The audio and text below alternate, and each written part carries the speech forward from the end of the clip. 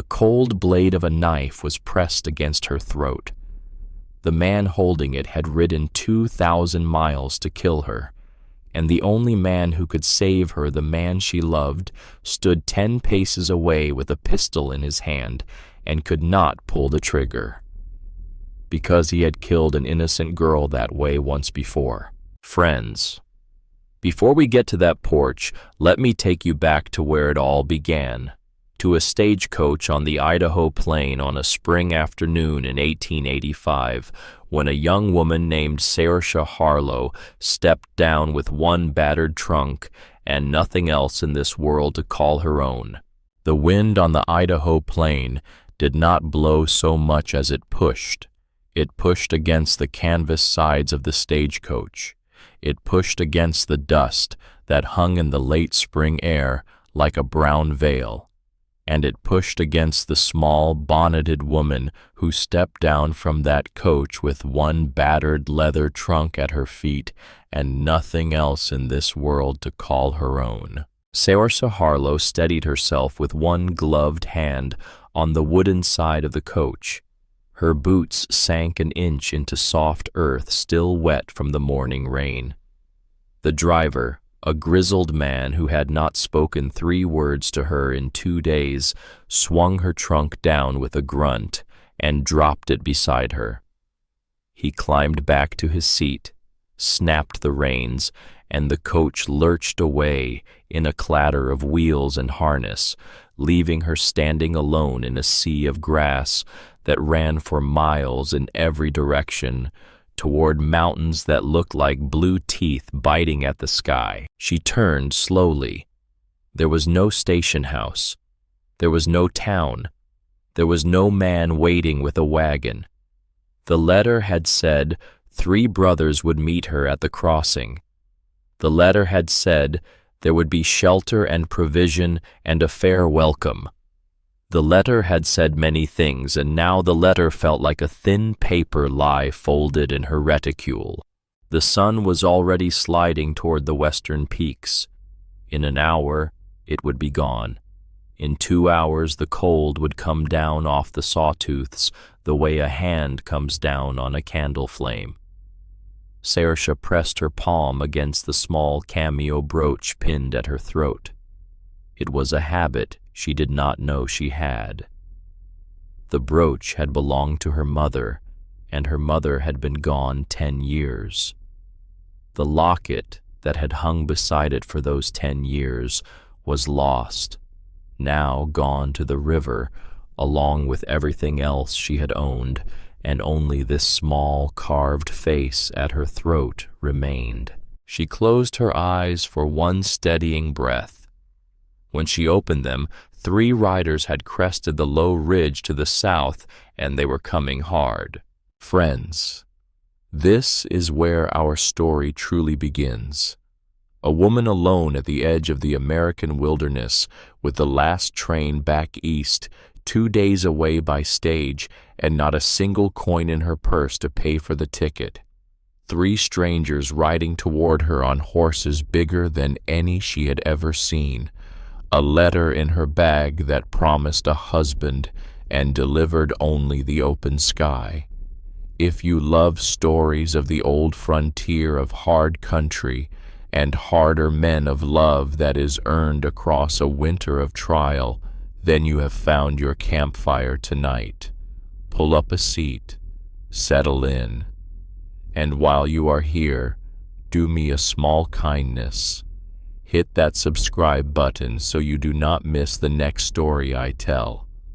Drop me a comment and tell me where in this country you are listening from tonight. I read every one. Now then, back to Saoirse and the 3 Caldwell brothers.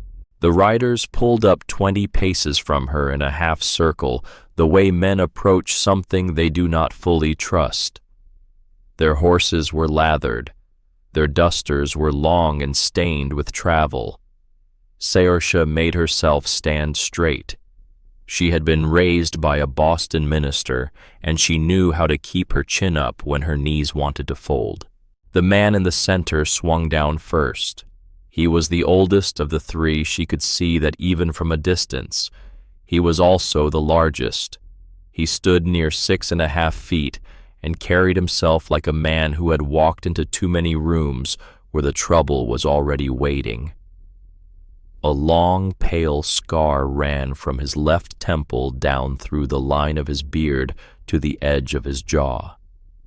His eyes, when they finally lifted to hers, were the color of dark honey, and they were tired in a way that had nothing to do with the ride. "Miss Harlow," he said. The voice was low and careful, like a man speaking near a sleeping child. "I am Jeremiah Caldwell. These are my brothers Thaddeus and Ezra." The other two had dismounted. The middle brother Thaddeus was leaner and quieter, with hair the color of cured tobacco and watchful gray eyes that seemed to take in everything and give nothing back. The youngest, Ezra, was the one who came forward with his hat already in his hands and a smile that, despite everything, made Saoirse want to cry. He had a face that had not yet learned to hide what it felt. "Miss Harlow," Ezra said, "we are sorry for the wait. The bridge at Cottonwood Creek washed out last night, and we had to swing 30 miles north. I am the one who wrote you. Ezra Caldwell." She found her voice. It was smaller than she wanted it to be. "Mr. Caldwell, all of you, I am pleased to make your acquaintance." Jeremiah was looking past her at the trunk on the ground, then at the empty road, then at the empty horizon. His mouth tightened.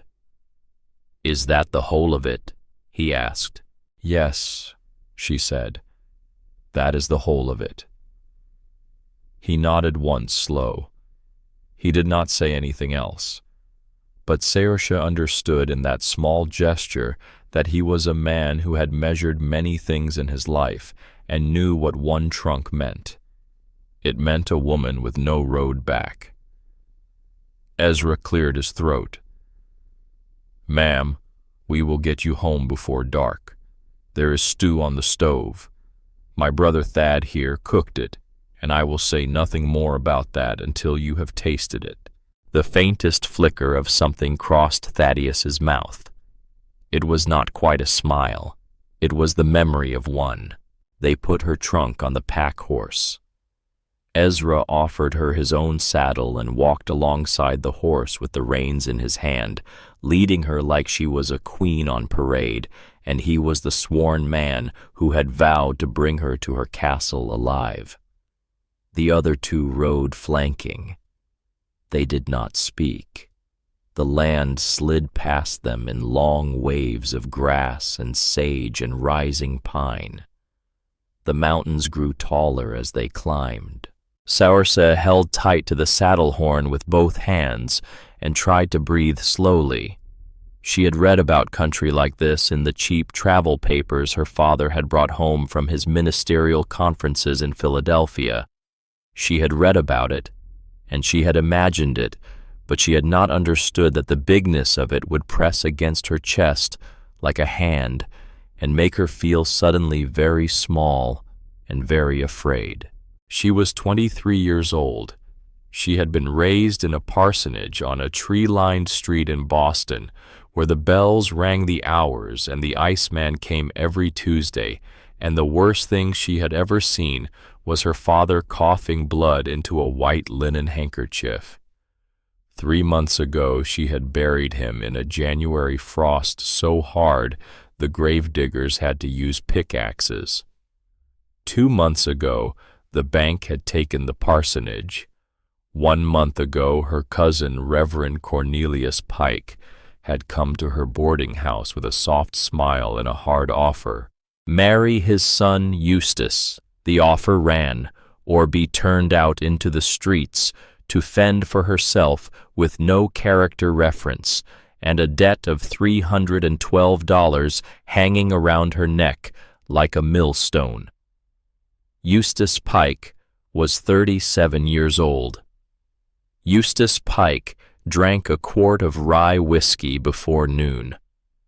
Eustace Pike had buried 2 wives already, both before their 25th birthdays, and the second one with a broken arm that the doctor had been paid to forget. Soursa had said no. She had said it on a Tuesday afternoon in the parlor of the boarding house, with the rain running down the windows. Her cousin had not raised his voice.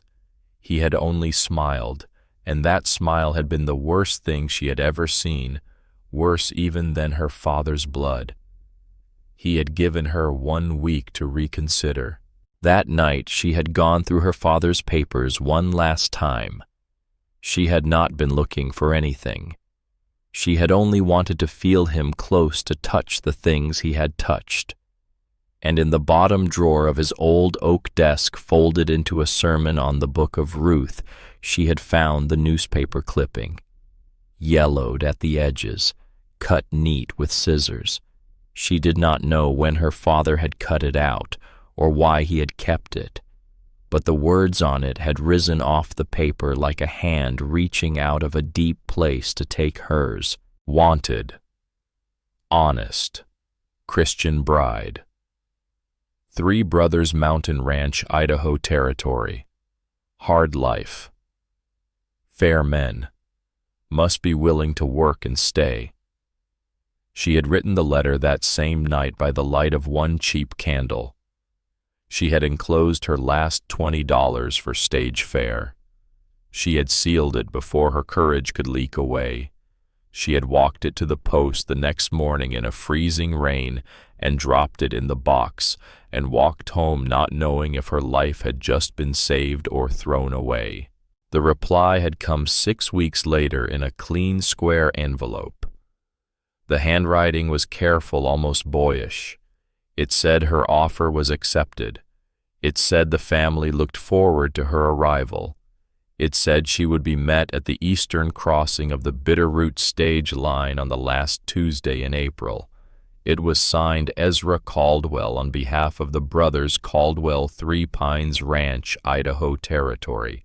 Now here she was on the back of a horse named Patience, climbing into mountains that swallowed the sky between 3 men she did not know, with the daylight running out of the world like water from a cracked jar. The ranch came into view as the sun touched the western peaks. It was set in a high meadow above a fast-running creek, a long log house of 2 stories with a stone chimney as broad as a wagon. There was a barn beyond it, and a smithy with a stone forge, and 3 smaller outbuildings, and a corral of weathered rails where 6 horses lifted their heads to watch the riders come in. 3 pines stood on the high knoll behind the house. They were old. They were enormous. They marked the place the way 3 watchmen mark a gate. Soursa felt her throat close. She had not let herself imagine what the place would look like. She had not dared. And now seeing the smoke curling from the chimney and the lamplight already warm in the kitchen window, something in her broke open very softly, and she was afraid for one terrible moment that she was going to weep in front of these men. Ezra glanced up at her face and looked away again with the kindness of a man who knew when not to see a thing. "Come on, ma'am," he said quietly. "Let us get you in by the fire." The kitchen smelled of wood smoke and venison stew and bread that had been baked that morning. Jeremiah took her trunk to a room at the top of the stairs and came back down without it. Thaddeus poured her a tin cup of coffee so hot it scalded her lips, and so strong it tasted like it had been brewed twice. Ezra pulled out a chair for her at the long pine table and sat across from her with his hat finally set aside and his hands folded in front of him like a boy at Sunday school. "Miss Harlow," he said, "we owe you the truth straight before any other thing happens between us. May I lay it out plain?" "Please," she said. Ezra drew a breath. He looked at his brothers. Jeremiah was leaning against the kitchen door frame with his arms crossed, his face unreadable. Thaddeus was at the stove ladling stew into bowls and pretending not to listen. "My mother died this past November," Ezra said. "She was 62, and she had worked this country since 1855. Before she went, she made us promise her that this ranch would not die with us. 3 Pines was hers and our father's together. He is buried up there under the trees, and now she is too. They built this place from nothing but logs they cut themselves. She made us swear, each of us, that one of us would marry and have children and keep their work alive." He paused. He turned the brim of an imaginary hat in his fingers, then realized his hands were empty and laid them flat. "None of us was looking to take a wife. Jerry here has reasons of his own. Thad lost his girl 3 years back in a flood and has not been the same. And me, well, ma'am, the truth is the truth. I am 30 years old, and I am a blacksmith on a mountain ranch 40 miles from the nearest church and the nearest schoolhouse, and the women in Silver Creek look at me like I am a bear that learned to wear pants. I am the one who put the notice in the paper. I owe you that. I figured if a woman could read that notice and still want to come, then she would be a woman strong enough for this country." He looked her in the eye. His own eyes were the color of a bright sky after a storm. "Here is what I propose, Miss Harlow. You will take the upstairs room. It has a lock on the door, and the key is yours. We 3 will sleep out in the bunkhouse and the barn. You cook. We hunt and farm. For 6 weeks, that is the whole of the arrangement. There is no obligation beyond that. At the end of 6 weeks, if you wish to leave, we will buy you passage to any city in this country you care to name. If you wish to stay, well, then you may choose which of us, if any of us, you would have for a husband. The choosing is yours. The mountain is hard, but the men in this house are not." He stopped. The wood in the stove popped. The wind moved against the cabin walls. Saoirse felt 3 pairs of eyes on her, and yet not pressing on her, only waiting. She set her cup down. She thought of Boston. She thought of her cousin's smile. She thought of Eustace Pike's 2 dead wives. She thought of the cameo at her throat, and her mother's voice singing in the kitchen of a parsonage that no longer belonged to anyone she loved. 6 weeks, she said. Ezra let out a breath he had probably been holding for an hour. 6 weeks, he said. Jeremiah pushed off from the door frame. He did not smile. He only nodded once, the way a man nods when a contract has been signed in a court of law. Then he spoke for the first time since he had named his brothers on the road. "You are safe here, Miss Harlow. Winter always ends, but kindness stays." He turned and went out the kitchen door into the dusk. Thaddeus brought her a bowl of stew and set it before her with the care of a man placing a candle on an altar. He did not say anything. He did not have to. The look in his gray eyes was enough. That night she lay in a strange bed under a quilt that smelled of cedar and lavender and listened to the wind work around the corners of the house. She thought she would not sleep. She thought wrong. Exhaustion took her down into a darkness without dreams, and she did not wake until the rooster on the back fence began to argue with the dawn. 3 weeks passed in a way Saoirse could not quite measure. The days were long and full and shaped by work, the way a riverbed is shaped by water. Mornings began before the sun was fully up. Ezra brought in firewood and stoked the stove. Thaddeus saddled and rode out to check the herd. Jeremiah split rails or mended fence or worked the plow on the lower 40. Saoirse cooked. She had thought she knew how to cook. She had cooked for her father in the parsonage for 8 years after all. But cooking for one ailing minister on a city stove was a different art than cooking for 3 working men on a cast-iron range with a temperamental flu. Her first loaf of bread came out of that oven black on the bottom and pale on the top, and she nearly cried over it standing at the kitchen counter with her hair coming loose from its pins. Ezra walked in at exactly that moment, took one look at her face, broke off a piece of the burned crust, ate it, and pronounced it the finest piece of bread he had eaten in living memory. Thaddeus hid a smile behind his coffee cup. Jeremiah, sitting at the head of the table with his Bible open before him, looked up at the sound of his youngest brother's nonsense and did something Saoirse had not yet seen him do. He laughed. It was a short, rough sound, like a hinge that has not been worked in a long time, but it was a laugh. She turned away to hide the heat in her cheeks. She fed them their burned bread. She baked another loaf the next morning, and that one came out right. Jeremiah taught her to split kindling on a Tuesday. He did not offer. He only saw her swinging the small hatchet wrong and walked over without a word, took the hatchet from her hand, set a fresh round of pine on the chopping block, and demonstrated. Then he placed the hatchet back in her hand. He stood behind her and adjusted her grip. His hands were enormous. His palms were rough as bark.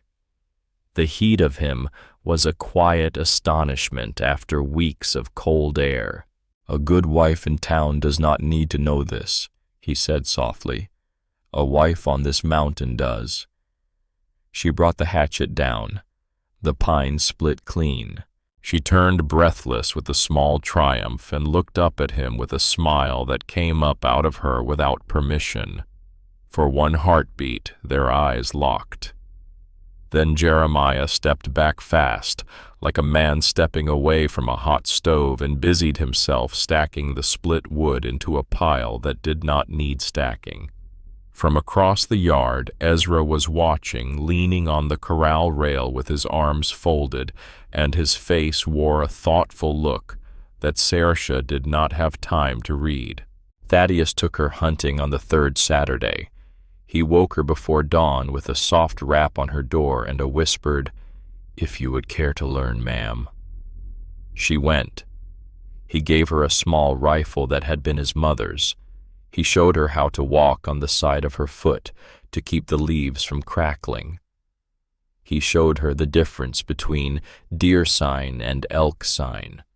They sat together in a stand of aspens for 2 hours without speaking, watching the world come awake around them. When a fat grouse stepped out of the brush 30 yards off, Thaddeus simply touched her elbow, and Saoirse raised the rifle as he had taught her and breathed out and squeezed. The bird dropped. Thaddeus walked over and picked it up and brought it back. He did not crow. He did not praise. He only laid the warm weight of it across her hands and said quietly, "Lenora liked these stewed with onions." It was the first time Saoirse had heard that name spoken aloud. She did not ask. She only nodded, and they walked home together through the long morning light, and Saoirse understood that she had been given a gift the size of a country given in a single word.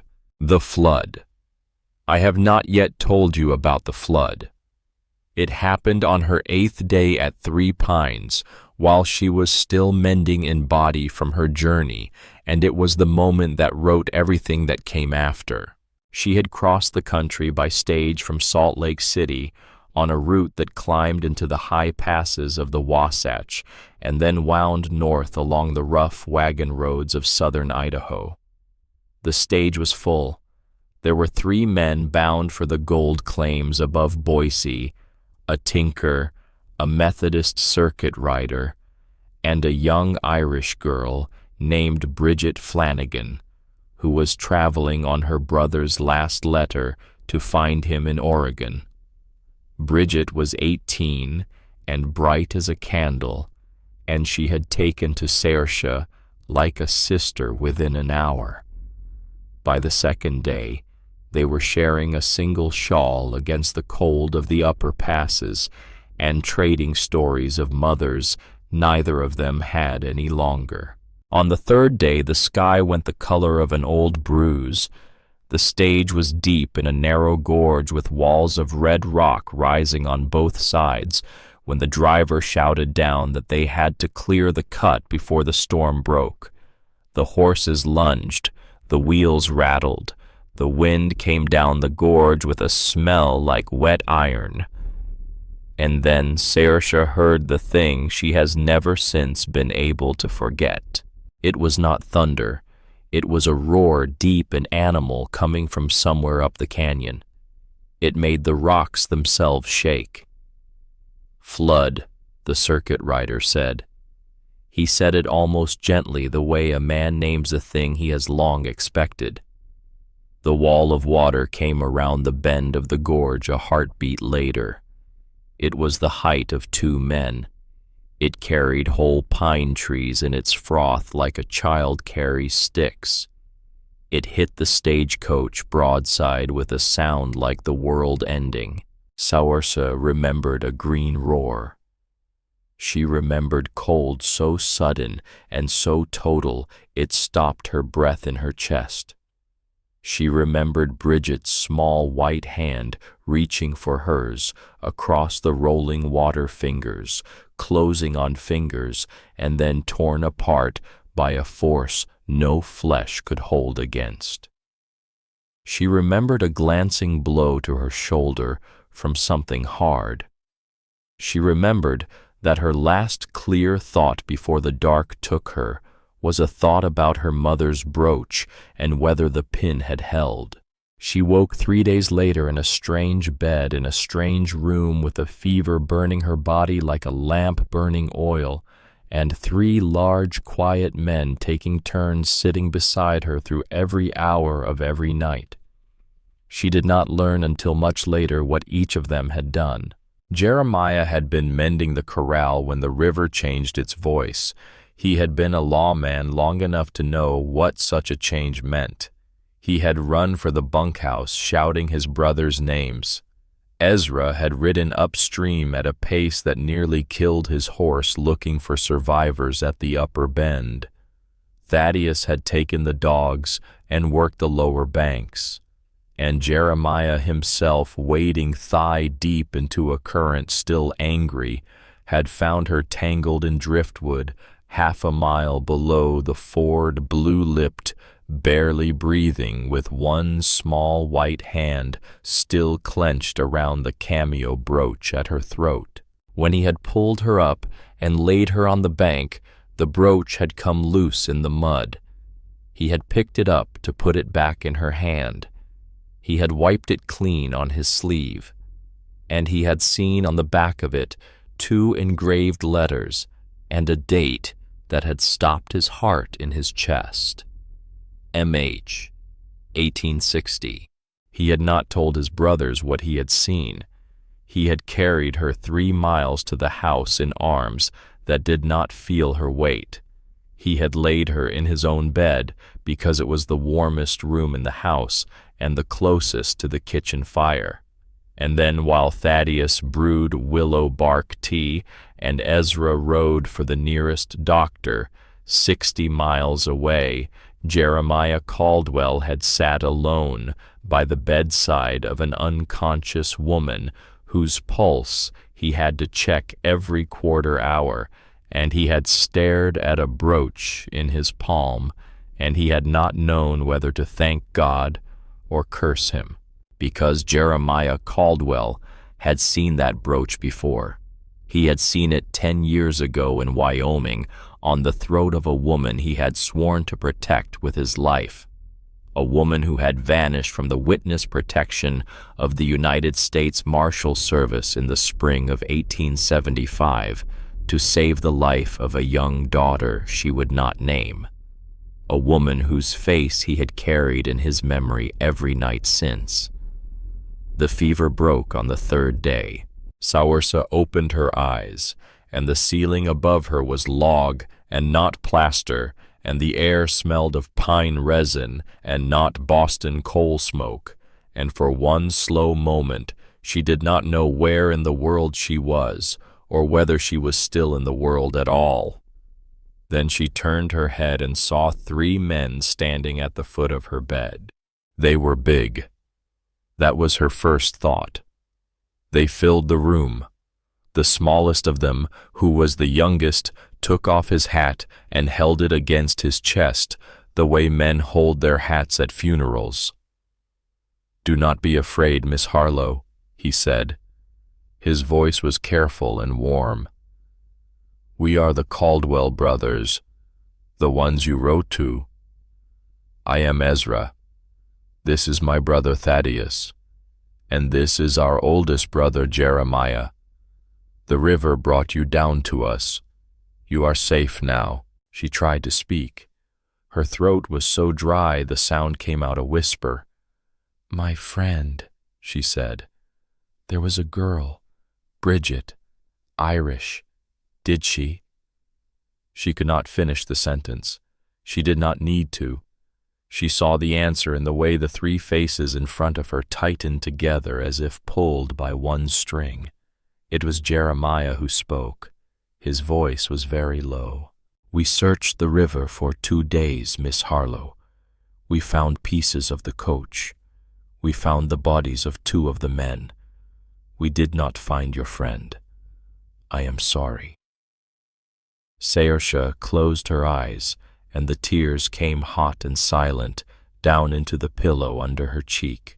She did not see Jeremiah Caldwell turn his face away from her, then his jaw locked, his hands curled at his sides into 2 enormous fists.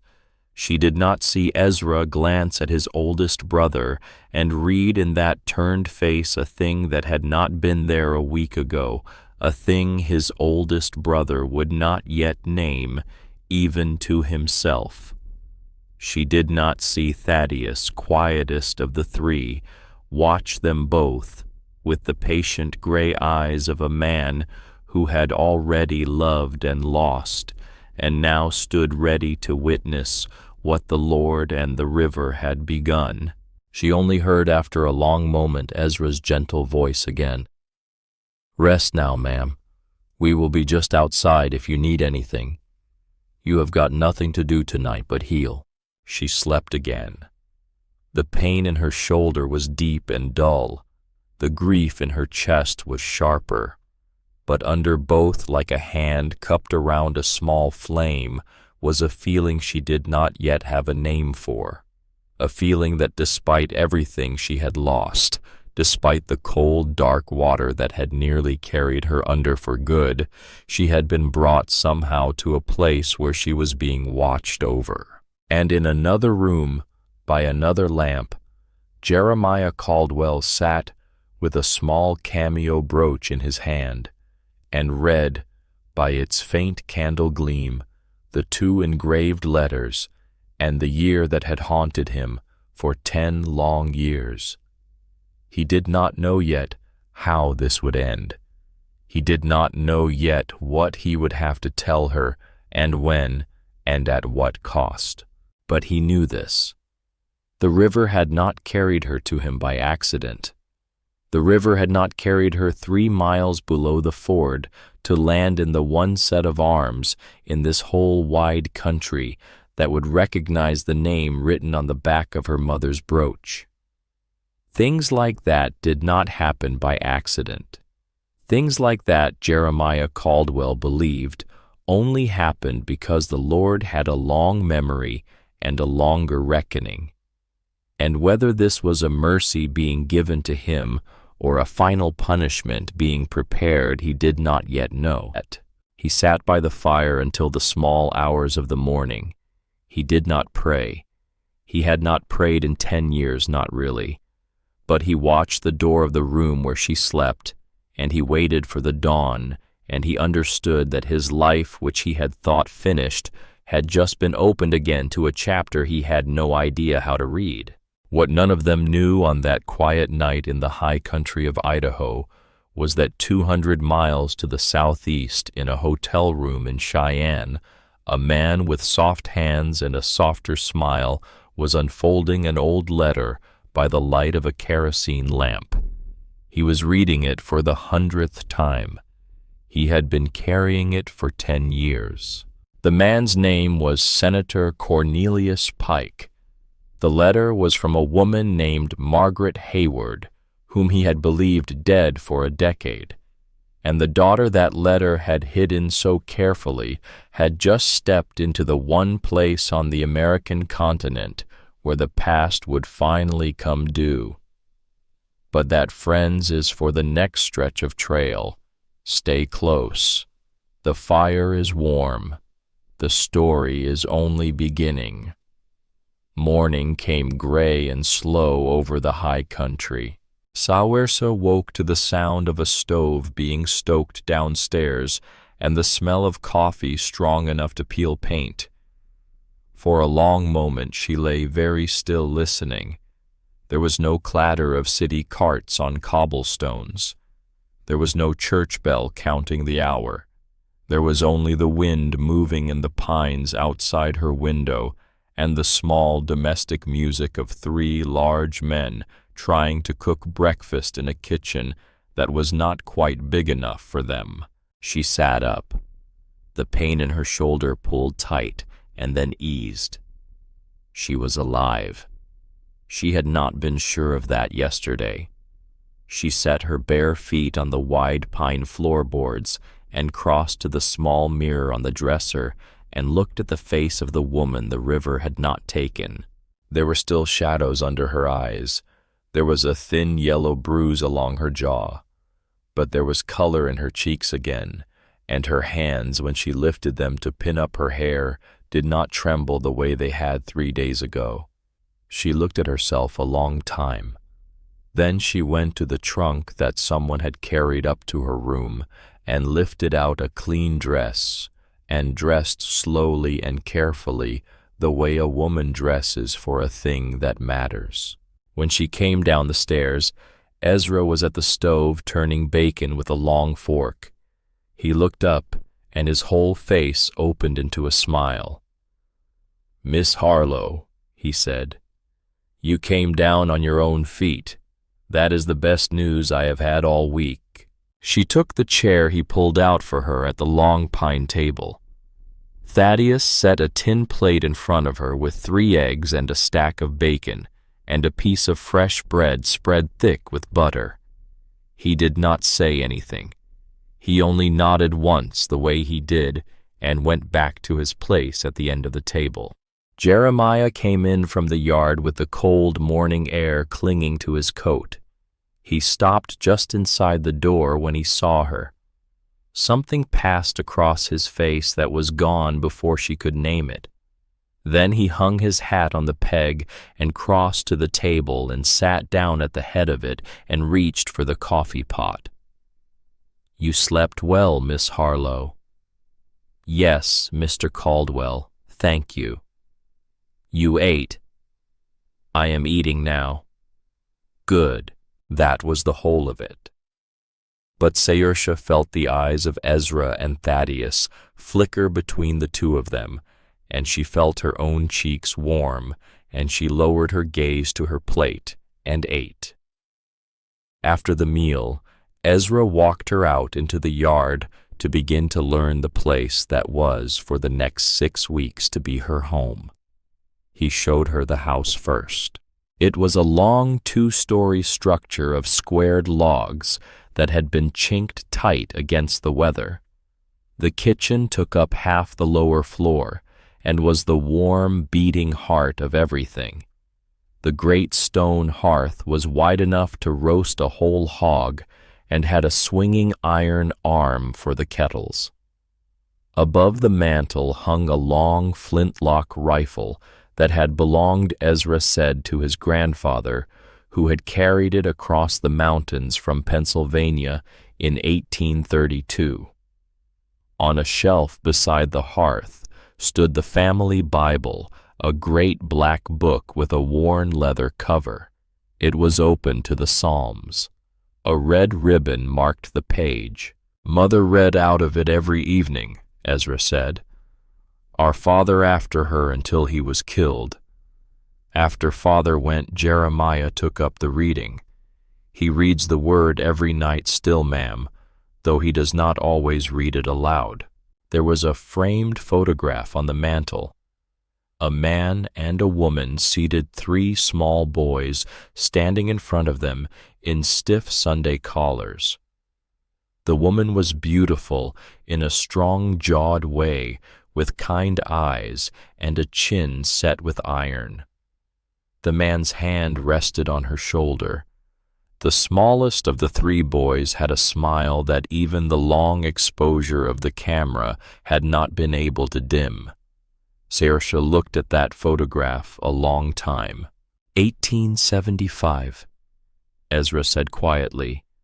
3 years before my father was killed. How was he killed? A band of horse thieves came through the high pass that fall. He rode out with 2 neighbors to bring back the stock. He did not come back. The neighbors brought his body home wrapped in a tarp. Jer was 28. Thad was 26. I was 23. Mother held us all together for 6 more years, and then she could not. We buried her last November. Saoirse touched the cameo at her throat without thinking. I am sorry, Mr. Caldwell. It is the country, ma'am. The country takes its tax. The country also gives its gifts. We try to remember both. He took her out through the back door then and showed her the rest. The barn was enormous, hung with harness and pack saddles and the long, gentle smell of horses and dry hay. He walked her down the line of stalls and named every horse. Thunder, the big bay gelding, Jeremiah rode. Patience, the gentle older mare, she herself had ridden up from the crossing. Old Blue, who had been Thaddeus's first horse and was now 15 and mostly retired. Daisy, the wall-eyed Pinto Ezra, used for blacksmith work because she was the only one who would stand quiet near the forge. The smithy was beyond the barn, a small stone building with the forge banked low and warm. Ezra showed her the bellows and the anvil and the rack of half-finished hinges he had been making for the new feed shed. He picked up a length of black iron rod and turned it in his hands and laid it down again with the absent-minded affection of a man handling a thing he has known all his life.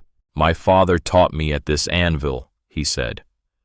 When I was 8 years old, I burned myself so bad on a hot horseshoe my mother almost made him sell the smithy. He did not sell it. He taught me how not to burn myself again. That is how he taught most things. The grain field was beyond the smithy, 50 acres of new wheat just coming up green in long, patient rows. The cattle were beyond that 80 head of red shorthorn shapes, grazing slowly across the high meadow. There was a kitchen garden behind the house already turned and waiting to be planted. There was an apple orchard her own height set out by Hannah Caldwell 2 years before her death, and there was on the high knoll above everything the little fenced burying ground under the 3 pines. Ezra walked her up to it. She did not know if he had meant to bring her there or only found his feet had carried him. He took off his hat at the gate and held it against his chest and stood a long moment looking at the 2 stones. Thomas Caldwell, 1820 to 1878. Beloved husband and father, Hannah Caldwell, 1828 to 1884. She built this house with her hands. Saoirse stood beside him in the wind. She did not speak. After a while, Ezra put his hat back on, and they walked down together. From the high knoll, she could see the whole reach of the ranch, the buildings and the fields, and the silver thread of the river running below. She could see for the first time what it was the brothers had been left to keep. It was beautiful. It was also a great deal of work for 3 men alone. The days that followed her formal acceptance of the arrangement carried the same rhythm forward, only deeper. The work of the ranch went on. The men went on. And Saoirse, by small increments she could not always name, went on with them.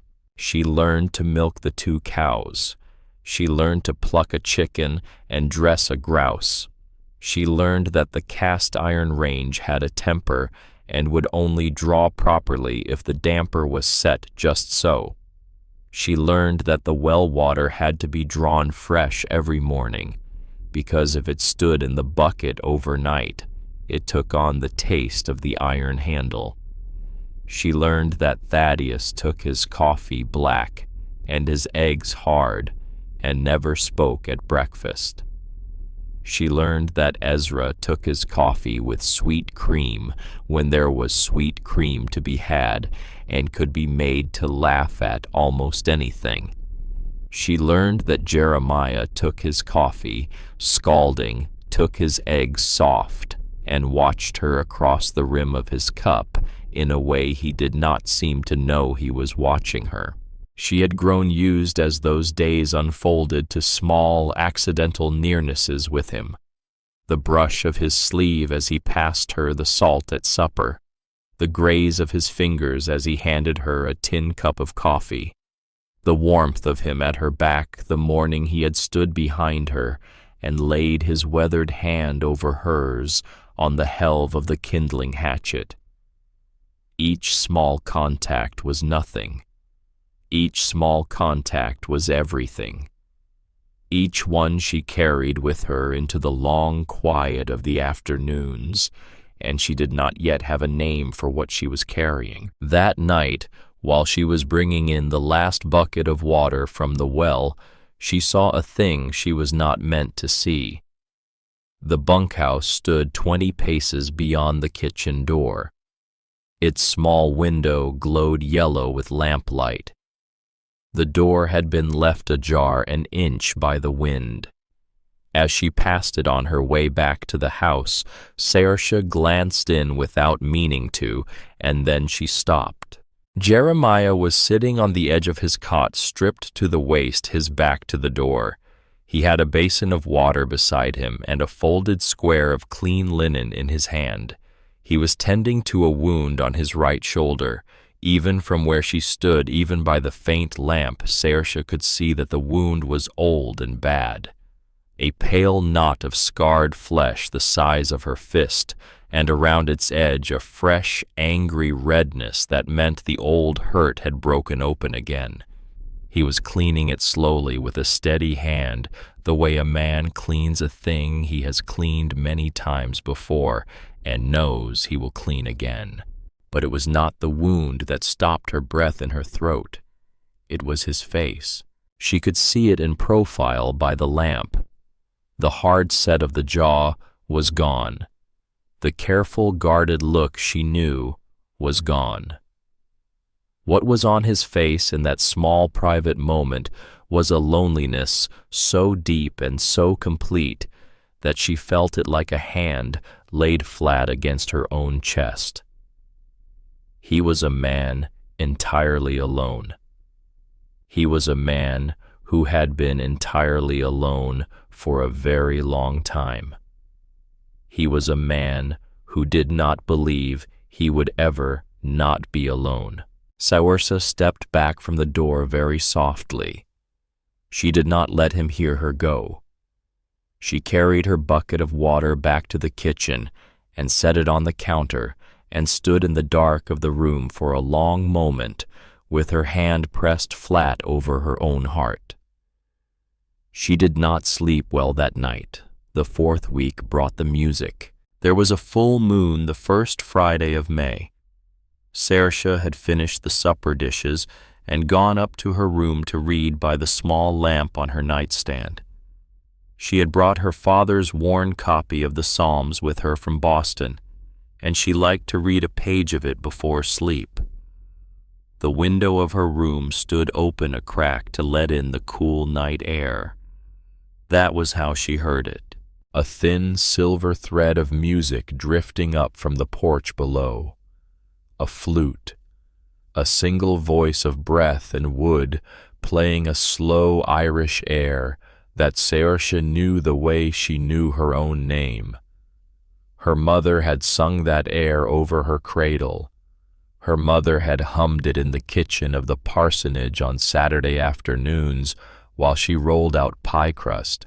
Her mother had not been here in this world for 10 years, and yet here was that music coming up out of an Idaho night. Saoirse set down the book. She took up her shawl. She went down the stairs in her stockinged feet and out the kitchen door onto the back porch. Thaddeus was sitting on the top step with the small wooden flute in his hands. The moon was full above the high pines, and the world was washed silver. He saw her come out and lowered the flute and started to rise. "No," she said softly. "Please, do not stop on my account." He looked at her a long moment. Then he sat back down. He did not raise the flute again. He set it gently across his knees. "My mother used to sing that song," Saoirse said. "It is the lark in the clear air." It is. She was Irish, from County Wicklow. She came here when she was 18. Lenora was not Irish, Thaddeus said, but she liked that tune. She said it had the sound of a thing that was sad without being broken. She made me learn it. Saoirse sat down on the step beside him, not close, not far. She drew the shawl around her shoulders and looked out over the silvered meadow. "You have not played it since she died." "No." "Why tonight?" He was quiet a long time. "I do not rightly know, Miss Harlow," he said finally. "It came into my hands tonight. I did not choose it." She nodded. She understood that. She had not chosen the cameo brooch at her throat. It had only come into her hand on the morning her mother left her and had stayed there ever since. After a while, Thaddeus said very quietly, "Pain does not go away, ma'am, but it learns to share the room with joy. That is what my mother told me the year after father was killed. I did not believe her then. I have been thinking lately she may have been right." He picked up the flute again. He played the rest of the air all the way through. When he was done, he set it down and looked out at the moon and said no other word, and Saoirse sat beside him until the cold drove them both inside. And as she climbed the stairs to her room, she understood that in a single slow piece of music, a wall between herself and that quiet middle brother had not so much come down as simply opened a door. The fourth week also brought the first true conversation. It came on the Thursday evening following the music. Saoirse had cooked a venison roast, and afterward Ezra had insisted that everyone draw their chairs up to the parlor fire instead of going their separate ways to bed, because this was, he said, the first proper supper she had cooked them, and a proper supper deserved a proper sitting. So they sat. The fire popped. Outside, the wind moved against the windows. Ezra proposed that each of them share a memory of their parents. Saoirse had come to understand the keeper of small ceremonies in this house, the one who insisted on the marking of moments. He went first. He told a story about being 7 years old and stealing a ham bone from the smokehouse for the dogs, and his father catching him at it, and instead of whipping him, sitting him down on the chopping block and explaining at length the difference between feeding a creature you owned and feeding a creature you did not owe. He had not stolen another thing in his life, Ezra said, and he was reasonably certain his father had known that he would not. Thaddeus told with great difficulty of his mother teaching him to read by the kitchen fire on winter evenings when he was 4 years old. She had used the Bible. He had learned the alphabet from the book of Genesis, and his first whole sentence had been, "In the beginning God created the heaven and the earth." He still could not read those words he said without hearing his mother's voice. Jeremiah was quiet for a long time when his turn came. Then he said in a voice so low Saoirse had to lean forward to catch it that his father had taught him to shoot when he was 9 years old on a cold morning at the lower end of the meadow with a single-shot rifle that had belonged to his grandfather. His father had not let him miss. They had stayed at it until his hands were numb and his shoulder ached from the kick. When the boy had finally hit a tin cup at 50 paces 3 times running, his father had taken back the rifle and laid one hand on the back of his neck and said, "You will be a good shot, Jeremiah, but I want you to remember every day of your life what a heavy thing it is to be one. Be slow with this. Be slow, son." He stopped. He looked at the fire. He did not say anything more. Then it was Saoirse's turn. She told them about her mother. She told them about a woman with red gold hair and a voice like a small bell who had come from County Wicklow at 18 and married a young Methodist minister in Philadelphia and moved with him to Boston and given him 1 daughter, and then was lost to her as Saoirse had always believed in the autumn of 75 when she was 13 years old. She told them that her mother had sung in the kitchen and read aloud in the parlor and had carried her to bed every night until the night she went away. She told them she had a single picture of her mother in a locket she had lost in the river. She told them she had only this small cameo brooch at her throat to remember her by, and the brooch had been her mother's only piece of jewelry, and the date on the back of it was 1860, and the initials were M.H. for Margaret Hayward, which had been her mother's maiden name. She did not see Jeremiah Caldwell go very still in his chair. She did not see his face change. She only saw after a long quiet that he stood up suddenly without a word and walked out the back door into the night. The kitchen door banged shut behind him. Ezra and Thaddeus looked at each other in confusion. Saoirse looked down at her hands in her lap and felt without understanding why that something she had said had wounded a man who had already been wounded enough. She did not sleep that night either. She lay awake in the dark and listened to the wind and turned the brooch over and over in her fingers and read with her thumb the small engraved letters and the year on the back of it.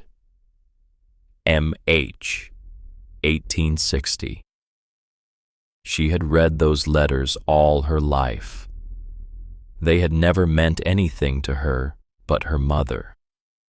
She did not know why the mention of them tonight had driven Jeremiah Caldwell out into the cold. She did not know it yet, but she would know it before the dawn. The next afternoon, when the brothers were out riding fence on the south boundary, Saoirse swept the parlor. She was a careful housekeeper. Her father had been particular about a clean room, and she had kept his parsonage that way for years.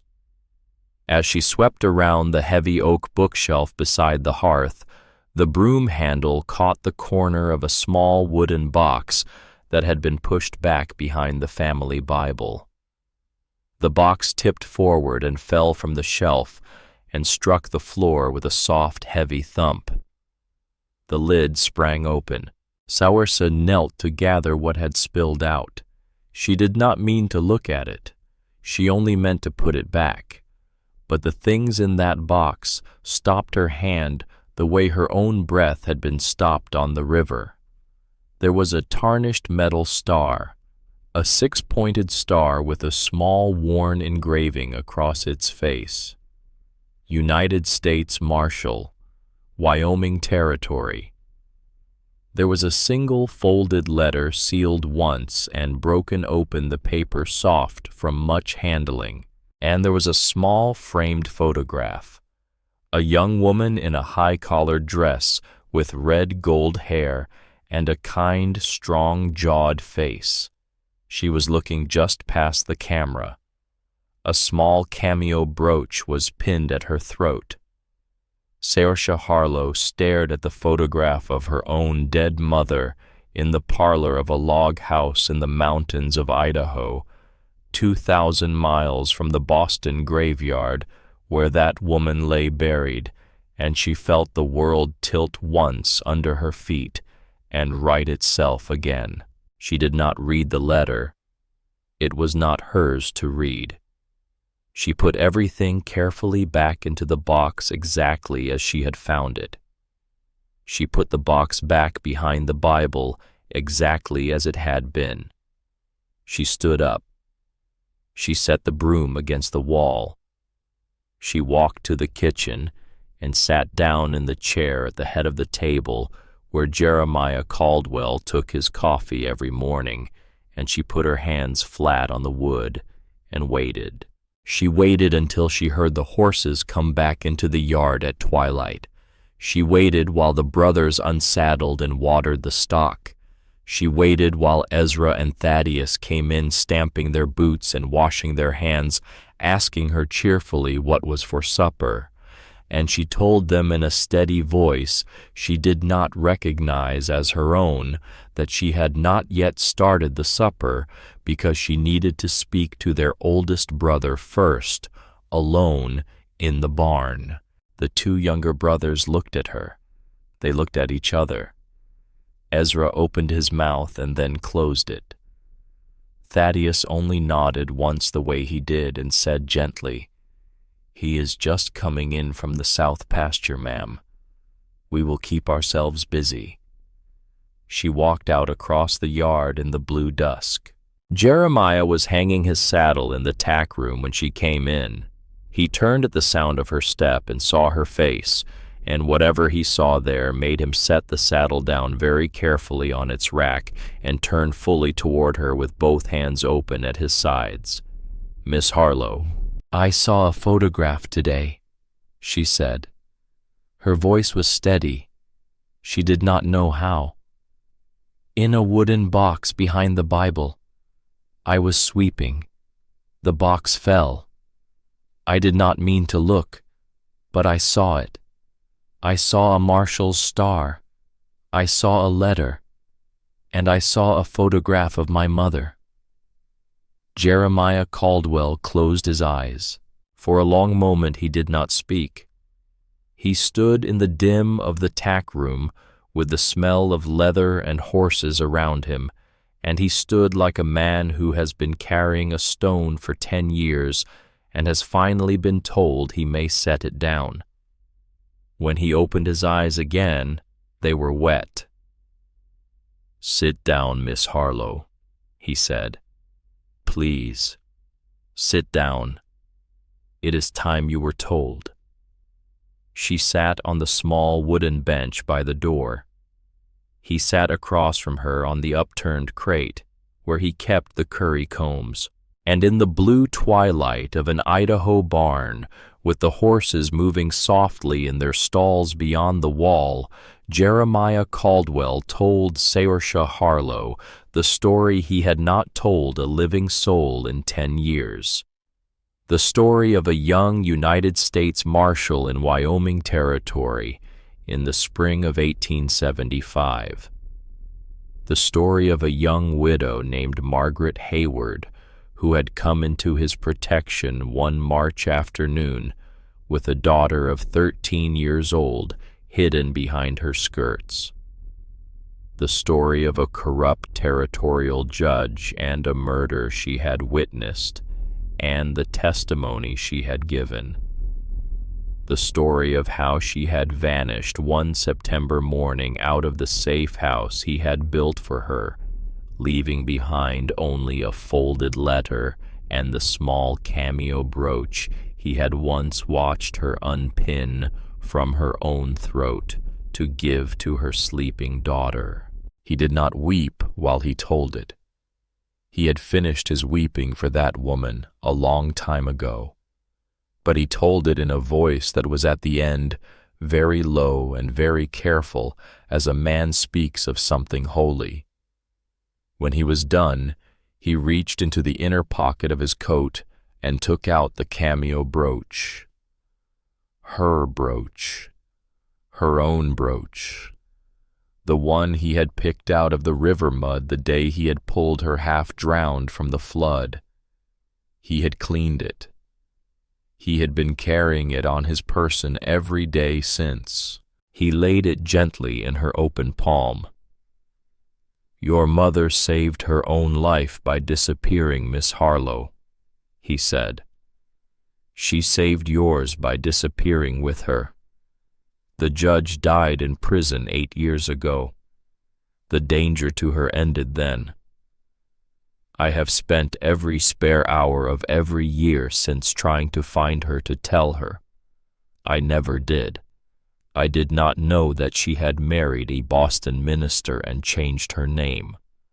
I did not know she had a grown daughter living." He paused. "Until the river brought you to my arms 3 weeks ago with that brooch in your hand." Saoirse Harlow looked down at the small carved face on the cameo. She thought of her mother singing in the kitchen of the parsonage. She thought of her mother carrying her up the stairs to bed. She thought of her mother going away in the autumn of 75 without ever telling her daughter the true name she had once been called by, or the country she had once run from, or the man whose name she had taken in marriage in a quiet ceremony in a Boston parlor. She thought of all the things her mother had carried alone for love of a child she had named Saoirse, which is the Irish word for freedom. She closed her hand around the brooch. She looked across the small space of the tack room at the man who had once tried to keep her mother safe, and who had now, by the grace of a flood and a current he had not asked for, kept her safe in turn. She did not have words for what she felt. She only reached out slowly across the space between them and laid her hand on top of his. He did not pull away. They sat like that for a long time in the blue dusk of the barn, with the horses breathing softly in their stalls, and a brooch and a story, and 10 years of silence finally laid down between them. That night, for the first time since she had come into the house at 3 Pines, Saoirse Harlow did not turn the key in the lock of her bedroom door. She did not know exactly what that small choice meant. She only knew it was a thing she had done. She did not know, and Jeremiah Caldwell did not know, that 200 miles to the southeast in a hotel room in the city of Cheyenne, a man with soft hands had finished reading an old letter for the 100th time, and had folded it once and had set it down beside a list of names. He had spent the last week assembling that list. The list named 4 men, Hard men, men who had worked for him before in the years when he had still worn the collar of a minister and called himself by a different title than the one he carried now. The man set down his pen. He turned out the lamp. In the morning he would send the telegrams. The 5th week opened soft and warm. The last of the snow had finally gone out of the high pockets along the ridge above the ranch, and the meadow below the house was a country of new grass and small yellow flowers. Saoirse rose every morning before the men and stoked the stove and put the coffee on, and stood for a small private moment at the kitchen window, watching the light come up over the sawtooths. She had not thought she would ever come to love a place that was not Boston. She had been wrong. She loved it now in a way she did not yet know how to say. The brothers had each in his own way made a small place for her in the work of the ranch. Ezra had taught her to ride Patience at a steady canter across the upper meadow without holding the saddle horn. Thaddeus had taught her to dress out a grouse in under 5 minutes, and had given her a small folding knife with a bone handle that had once been his mother's. Jeremiah had taught her to drive a pair of harnessed mules in a straight furrow, walking behind her down the row with his big hands on hers and his voice low at her ear, telling her to keep her eye on a fixed point at the far end of the field and not on the ground beneath her feet. She had not turned to look at him while he taught her. She had not dared, but she had felt the warmth of him at her back like a sun she could not see, and that night at supper she had not been able to look across the table at him without feeling her cheeks go warm. Ezra had seen it. Saoirse knew Ezra had seen it. The youngest brother had a way of seeing things and keeping them quiet behind his easy smile, and Saoirse had begun to understand that there was a great deal more in him than she had first guessed. Thaddeus had also seen it. He had only nodded in his way and gone on whittling the small wooden hawk he was making for the mantel. Jeremiah, as far as she could tell, had not let himself see it at all. It was on a Tuesday afternoon in the 5th week that old Hank rode in from town with bad news on his face. Old Hank was the one hired hand the ranch could afford to keep on full year, a wiry, leathery man of 64 who had worked for Thomas Caldwell since before any of the boys were born. He had gone into Silver Creek that morning for a sack of nails and a bag of green coffee. He came back at a hard trot in the middle of the afternoon, which was not old Hank's pace, and he swung down from his saddle in the yard and walked straight to where Jeremiah was repairing the corral gate without even tying his horse. "Yere," he said, and the way he said it brought all 3 brothers and Saoirse out of what they were doing. They gathered in the kitchen. Old Hank took off his hat and turned it in his hands and laid out what he had heard at the mercantile and at the livery and at the back room of the saloon, where he stopped sometimes for a single beer and a great deal of careful listening. 4 men had come into Silver Creek the day before. They had ridden in on hard used horses. They had taken rooms at the hotel and paid in advance for the week. They had sat in the saloon that evening and asked questions.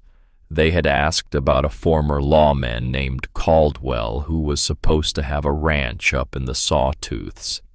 They had asked about a young woman with blue eyes who had come up on the Bitterroot stage in late April. The leader was a tall, thin man with a close-cut beard and a gray duster.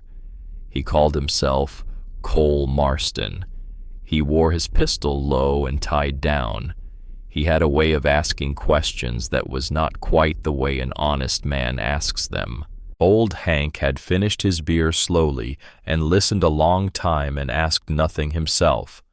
Then he had ridden home. Jeremiah Caldwell stood at the window with his back to the room while Hank talked. He did not move while the older man spoke. When Hank was done, Jeremiah was quiet for a long moment. Then he turned around.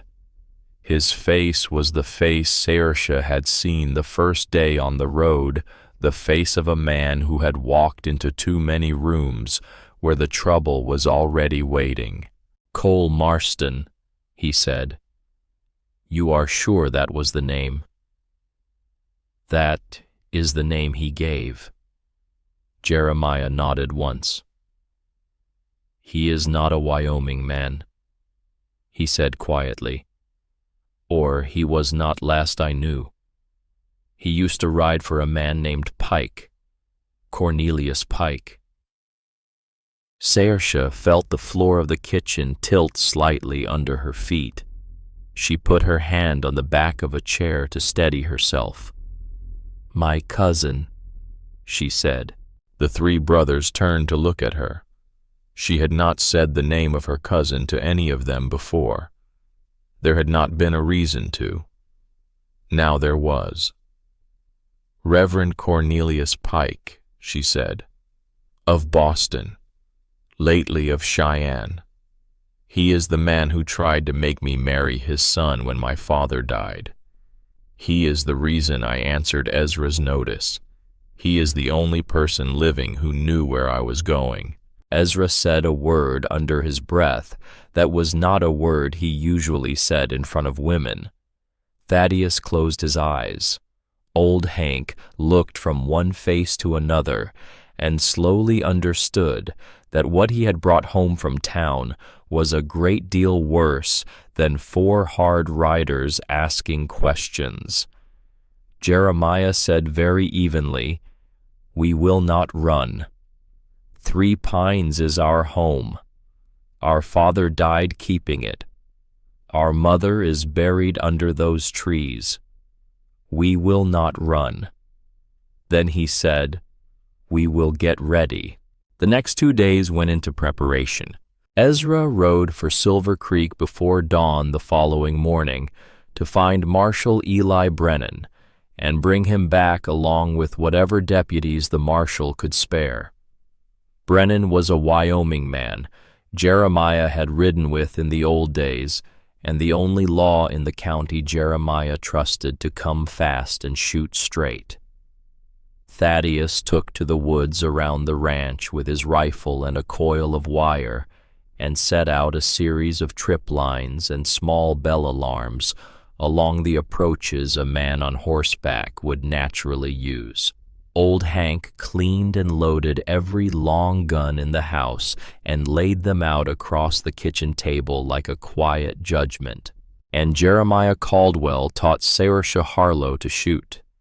He took her to the smithy because the stone walls there would hold the noise. He set up 3 tin cans on a fence rail 20 paces away. He gave her his own short-barreled carbine, a Winchester that was light enough for a woman's shoulder and yet heavy enough to do a real piece of work at 30 paces. He showed her the loading. He showed her the safety. He showed her how to set her feet. Then he stood behind her and put his hands over hers on the rifle. She had grown used to small accidental nearnesses with him, but this was different. This was deliberate.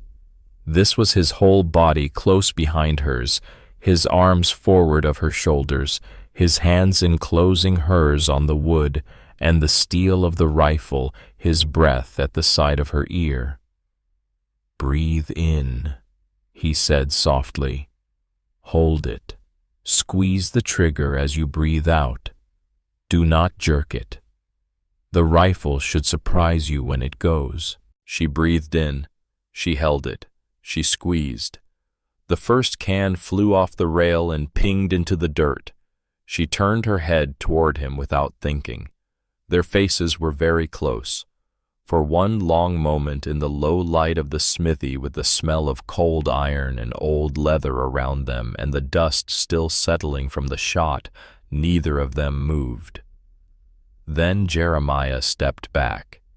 He cleared his throat. He set down the rifle on the workbench with great care.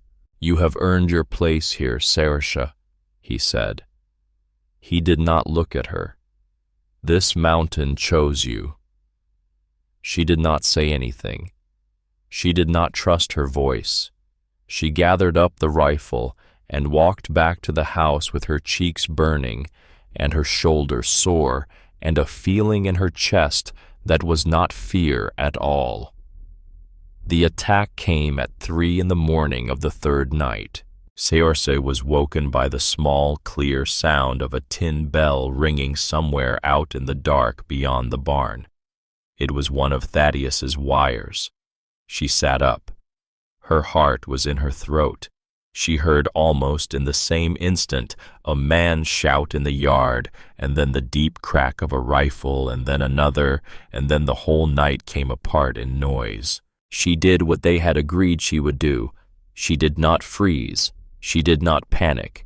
She got out of bed and dressed in the clothes she had laid out across the chair the night before, and she took up the Winchester from where it stood loaded by her bedroom door, and she went to the upstairs hall window that looked down on the yard the way Jeremiah had instructed her, because that window gave the broadest field of fire and was the hardest to come at from below.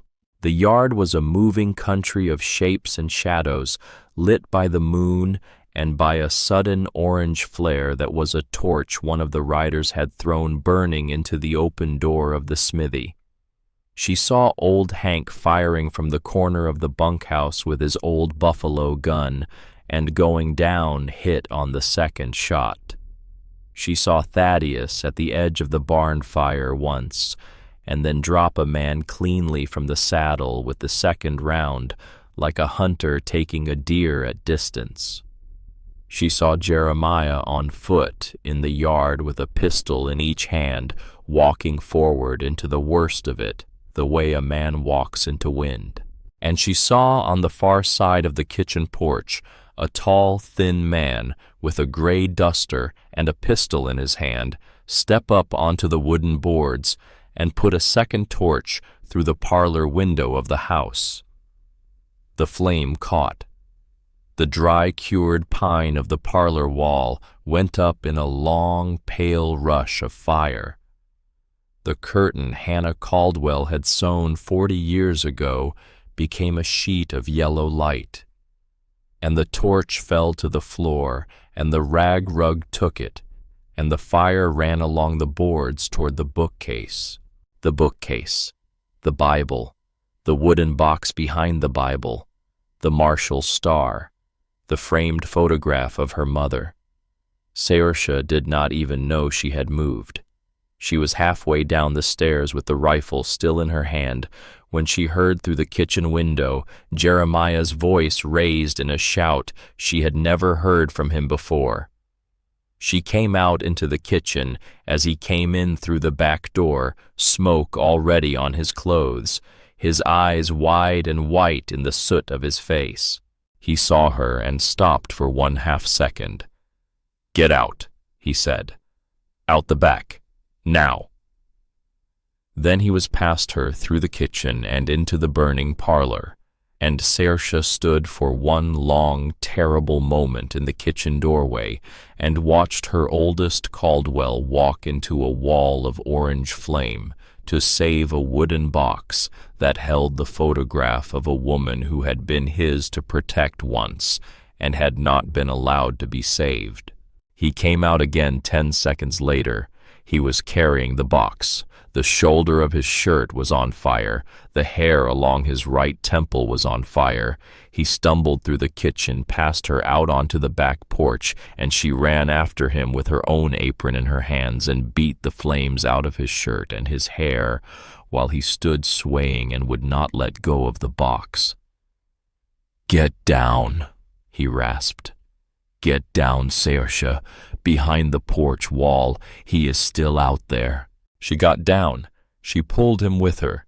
They crouched together on the porch boards, and the night kept coming apart around them, and then there was a sound very close, the soft creak of the porch under a man's boot, and Saoirse looked up, and Cole Marston was there. He had come around the side of the house. He had a long knife in one hand and a pistol hanging in the other, and his face was the face of a man who had come a very long way for a very small and very specific job. "Hand over the girl, Marshal," he said quietly, "and we will go on home." Jeremiah did not answer. He could not answer. He had just walked into a fire and his voice was burned out of him. Saoirse stood up. She did not know she was going to. She only did. She set the rifle down very gently on the porch boards because she knew she could not bring it up in time, and she stepped one step in front of the man on the floor, and she felt the cold of Cole Marston's knife come up against the line of her throat. "There you are," he said. "Mr. Pike has been wanting a word with you." Across the yard, in the wash of moonlight and torch glare and powder smoke, Jeremiah Caldwell got slowly to one knee. His pistol was still in his hand. His other hand was pressed flat against the wooden box on the porch boards. He was looking up at her, and his eyes in the firelight were not the eyes of a U.S. Marshal or a mountain rancher or a man with a long, pale scar down the line of his jaw. They were the eyes of the boy in the photograph on the mantel. The youngest of the 3 boys before the country had taken its tax. He had come back in that one moment to a place he had not been since he had bent over a young girl bleeding in a Wyoming dooryard 10 years ago. He had come back to the moment when a quick shot had cost more than he could pay, and Saoirse Harlow saw in his face that he could not pull the trigger. She held his eyes. Slow, she thought. Slow, my love. Be slow. She gave him very small, the smallest possible nod. Then she let her knees go. Her whole weight dropped down toward the porch boards. The arm that had held the knife at her throat was still there.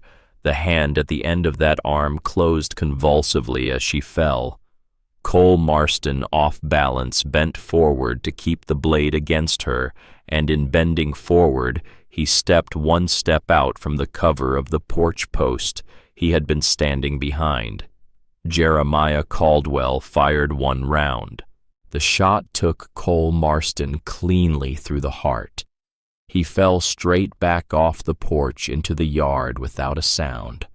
The knife dropped beside Saoirse onto the boards, and she sat down hard, and Jeremiah was there at her side a heartbeat later, with one hand cupping the back of her neck and the other hand still holding the smoking pistol, and she could not tell in the smoke and the firelight and the great rushing in her ears whether he was holding her up or she was holding him. By dawn, the fight was over. 2 of the men who had ridden in with Cole Marston were dead in the yard. The 4th had thrown down his rifle and surrendered to Thaddeus at the edge of the timber, and was sitting now hog-tied in the barn with a bandage around his shoulder where Thaddeus had clipped him. Old Hank was alive. He was hit hard in the side and bleeding badly, and he was 64 years old, but he was alive. Saoirse and Ezra worked over him for an hour at the kitchen table and got the bleeding stopped and the wound packed clean. He drifted in and out of awareness, calling Thomas Caldwell's name once, calling Hannah Caldwell's twice. Saoirse held his good hand and did not let it go. Thaddeus had taken a long graze across his upper arm where a rifle ball had passed through the meat. He bandaged it himself, sitting on the porch step in the new gray light, with his face very still and his gray eyes very far away. Jeremiah had walked into the fire to save the box. He had brought it out. He had paid for it. The burns down the right side of his back and across the back of his right shoulder were deep. The hair along his right temple was gone, and the skin there was raw and bleeding. His right hand, where he had clutched the wooden lid through the flames, was a single great blister from wrist to fingertip.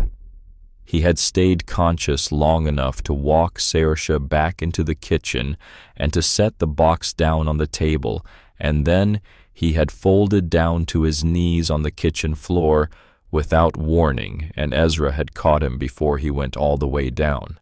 They carried him up the stairs to the bedroom that had been his parents'. They laid him face down on the bed. Saoirse did the work that had to be done because her father had taught her field nursing in the parsonage in the years after the war, when the old veterans came around for handouts, and because she had no other choice. She cleaned the burns with cool well water and cut away the burned cloth with the scissors from her sewing basket and laid soft cloths soaked in water and a tincture of comfrey across the worst of it. She did not let Ezra see her hands shake. She did not let Thaddeus see her face. She sat by Jeremiah's bed for the next 3 days and 3 nights. He did not wake. He spoke once, on the second night. The fever had taken him by then, and he was somewhere far away in the dark of his own mind, and he muttered words that Saoirse could only half catch. Margaret. He said that name. He said I kept the promise. He said very softly, like a man saying it to himself in a quiet room, Saoirse. She bent her face down very close to his. I am here, she said. I am right here. I am not going anywhere. She stayed. Marshal Eli Brennan rode in with Ezra and 3 deputies on the 3rd afternoon. Ezra had not been able to come back any sooner because the bridge at Cottonwood Creek had washed out again in a late-season storm, and he had gone 20 miles out of his way to find a crossing. Marshal Brennan was a square-shouldered man of 50, with a great gray mustache and very clear eyes. He had been a deputy in Wyoming when Jeremiah was the marshal there. He had loved the older man in the way one good lawman loves another. He took one look at Jeremiah lying face down in the upstairs bed, and he set his hat on the dresser, and he sat down on the chair beside Saoirse, and he asked her to tell him everything. She told him. When she was done, Marshal Brennan sat quiet for a long moment. Then he said very gently, Miss Harlow, there is a thing I have been carrying for 3 years now that I have wanted to give to your Jeremiah and have not had the chance. It came in the mail to my office in Silver Creek the spring of '82. I want you to give it to him when he wakes. I would give it myself, but I think if it comes from your hand, he will hear it better. He took from the inside pocket of his coat a folded letter. The paper was soft from being read. The ink had faded. It is from a girl named Lillian Crane, he said. She was the child Jeremiah hit by accident in the dooryard in the spring of '75. She lost a leg. He never stopped paying for it. I want you to know, Miss Harlow, that she did not die by her own hand the way Cole Marston told him she did. Cole was her older brother, and he hated your Jeremiah for what happened to her, and I expect that hate is part of what brought him here. Lily died of a lung fever in the winter of '82, 3 months after she wrote this letter to me. She asked me if I ever saw Jeremiah Caldwell again in this life to put this letter into his hand. I have been waiting 3 years to do that. He laid the letter on the small table beside Jeremiah's bed. You read it first, ma'am. Then you give it to him. Saoirse waited until the marshal had gone downstairs. Then she opened the letter with hands that did not quite want to obey her. Lily Crane had written it in a careful school hand. She had been 17 years old when she wrote it. She told Marshal Brennan that she was writing because she had heard from a traveling preacher that the Marshal had once known a man named Caldwell, and she wanted before she was too sick to write any more letters to send a thing through him. "I do not blame the Marshal," she wrote. "I have never blamed the Marshal. I ran out of the door of my father's house that morning because I did not understand what was happening, and I ran into a place I should not have run into. He fired because he had to fire. He hit me because I was where I should not have been. I lost a leg. I have lived with that. I have a good father and a good roof and a good God. The Marshal lost something heavier. I have known that for 10 years, and I have not been able to find him to tell him. Tell him for me," she wrote. "Tell him I forgave him a long time ago. Tell him that I have a small piece of embroidery on the wall over my bed that says, 'The Lord is my shepherd,' and underneath in smaller letters my mother stitched, 'He restoreth my soul.' Tell the Marshal that the Lord is restoring mine. I wish for him that the Lord will restore his." Saoirse read it twice. Then she folded it. Then she sat by the bed and put her face into her hands and wept very quietly for a great many things at once. Jeremiah Caldwell opened his eyes on the morning of the 4th day. The fever had broken in the night. The room was full of soft gray dawn light. Saoirse was in the chair beside the bed where she had been dozing with her chin on her hand. He turned his head an inch on the pillow. He saw her. "Saoirse," he said. His voice was a wreck, but it was his voice. She came awake in one piece. She moved to the edge of the bed and took up his unburned hand in both of hers and laid her forehead down against his knuckles. "You came back," she whispered. "You came back. Did the box. It is on the kitchen table. It is safe." He closed his eyes. A single tear slid down out of the corner of his right eye and ran along the edge of his beard. "Read me the letter," he said. He had not seen her holding it. He only knew somehow that there was a letter to be read. She read it to him. She read it slowly and clearly, the way her father had taught her to read scripture aloud in the parsonage. When she had finished, Jeremiah lay very still for a long time with his eyes closed. Then he said very low, "Saoirse, yes, I have no right to say to you what I am going to say to you. You came up to this country because of my brother's notice in the paper. You have done more for this house in 5 weeks than I have any way to repay. You are the daughter of a woman I once swore my life to protect. You are too good and too young, and you have too much road still ahead of you." He opened his eyes. They were not the eyes of a man who had just been told he was forgiven. They were the eyes of a man who had been told a thing he was afraid to believe. "I have loved you," he said, "from the moment I pulled you out of the river. I loved you before I knew you were Margaret's.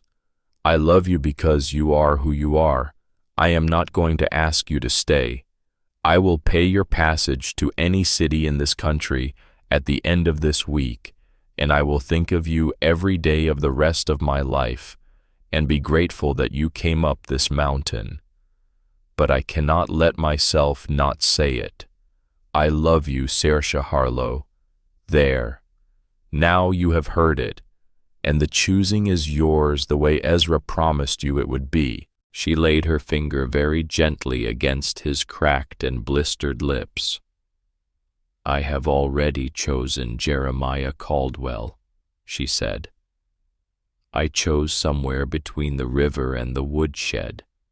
I am not staying because I have nowhere else to go. I am staying because everywhere else is nowhere without you." He closed his eyes again. He did not have the strength left to speak. He turned his face just enough to press his cheek into the palm of her hand, and they stayed like that for a long while the first true light of morning came up over the meadow outside the window. You are home now, and nothing is taking you away from this mountain. Ezra found his oldest brother in the smithy 2 mornings later. Jeremiah was up. He should not have been. The burns on his back were still raw, and his hand was wrapped in clean linen, and he had no business being on his feet. But he was at the workbench, and he was not working. He was only standing there with his good hand flat on the wood, looking down at the cold forge. Ezra came in. He set his hat on the bench. Ezra, you think I did not see? Jeremiah did not turn his head. I have seen, Ezra said quietly, since the 2nd week. I saw the way she looked at you when you handed her the kindling hatchet that morning. I saw the way you would not look back. I have seen every day since. I am the one who put the notice in the paper, brother. I did not put it in to take a wife for myself. I put it in to keep our promise to Mother, and to put a heart back into this house. The heart is back. The heart is hers. And it belongs in your hands, Jerry, not mine. I am not the man for her. You are. I have known it longer than you have. Jeremiah turned his face toward his youngest brother, finally, slowly. There were tears standing in his eyes that he did not seem to know about. Ezra opened his arms. The 2 men stood a long moment in the smithy with the cold forge between them, and then Jeremiah Caldwell stepped into his brother's arms and let himself be held the way he had not let anyone hold him since his mother had died, and Ezra held him without saying anything at all. Behind them in the doorway of the smithy, Thaddeus Caldwell stood quietly with his hat in his hands. He did not come in. He only watched the way he watched most things, and after a moment he nodded once, and turned and walked back to the house, and went into the kitchen and sat down across from Saoirse at the table where she was kneading bread, and said in his careful, soft voice, "You will be a good wife to my brother, ma'am. Welcome properly to the family." 2 days later, Marshal Eli Brennan rode back out from Silver Creek with a face that had gone hard. He had ridden all night. The deputies were behind him. The prisoner they had taken alive at 3 Pines, the 4th of Cole Marston's men, had been talking a great deal, talking under the pressure of the federal charge of attempted murder of a United States citizen in the company of armed riders, which charge could be hanged for in the territories. The man he had been working for was not Cole Marston. Cole Marston had been the hired hand. The man behind it all, the man whose telegrams had set this whole season turning on its dark axis, was Senator Cornelius Pike of the Wyoming Territory. The same Reverend Cornelius Pike who had once tried to give Saoirse Harlow to his drunken son in a parlor in Boston. The reason was older and deeper than any of them had guessed. Margaret Hayward had not only testified against the territorial judge 10 years ago, she had also kept in a small leather portfolio the original ledger pages and the sworn affidavits that proved a much wider net of corruption running back through the territorial government and reaching in 2 places to a young, ambitious Methodist minister from Boston who had been buying influence in Wyoming with Eastern Church money. That young minister's name had been Cornelius Pike. The papers had named him. Margaret had never used them. She had only hidden them against the day they might be needed, and she had given them for safekeeping to the only man in the world she trusted with her life and the life of her child. Her new husband, the Boston minister James Harlow. When James Harlow died in the deep winter, just past, those papers had passed by inheritance to his only daughter Saoirse. Cornelius Pike had spent the spring trying to get her to marry his son so that he could quietly burn the portfolio without anyone ever knowing it had existed. When she had run, he had sent Cole Marston to bring her back or to silence her permanently if bringing her back proved too difficult. Cole Marston had failed. Cornelius Pike was now riding north into Idaho Territory with a writ of his own forging and a posse of 12 hard men under the cover of bringing a runaway ward to lawful guardianship. He would arrive at Three Pines by the Marshal's reckoning in 4 days. Marshal Brennan laid all of that out in the kitchen with the brothers around the table and Saoirse seated at the head of it. Saoirse listened. When he was done, she stood up and went to the window and stood looking out at the meadow for a long time. Then she turned around. Her face was very calm. "I will leave," she said. "Tonight, if it has to be. I will not have all of you killed for me." Jeremiah Caldwell, sitting at the table with his right hand still wrapped in clean linen, looked at her across the kitchen and said very evenly, "You will not." Jeremiah, "You will not," he said again.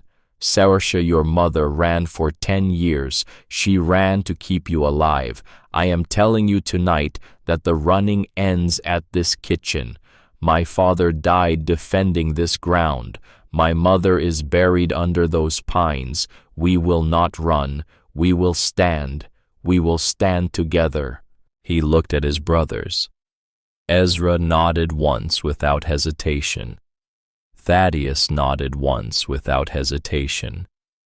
Old Hank, propped on a folded blanket against the wall by the stove, his good hand on the stock of his old buffalo gun, nodded once without hesitation. Marshal Brennan looked at Saoirse Harlow in the spring light of a kitchen in the high country of Idaho, surrounded by 4 men who had just chosen her without a vote being called, and he took off his hat and laid it on the table, and he said very quietly, "Then we have got 4 days, Miss Harlow. Let us use them." The 4 days were the longest and the shortest she had ever lived. The brothers and the marshal and the 3 deputies turned the ranch into a small fortress. The corral fence was reinforced with double rails. The kitchen window facing south was boarded up to chest height with heavy oak planks Ezra hammered out of an old wagon bed, leaving slots above for a man to fire through. The barn was stacked at its southern wall with wet hay bales 8 deep, because wet hay does not catch the way dry hay does, and a man behind it can fire from cover all day and not burn out. The spring house was emptied of its butter and milk and turned into a powder magazine. The tripwires Thaddeus had run before the first attack were doubled, and a second set of bell alarms strung through the timber half a mile out on every approach. Jeremiah Caldwell, against the orders of every other person in the house, was up and moving the morning of the second day.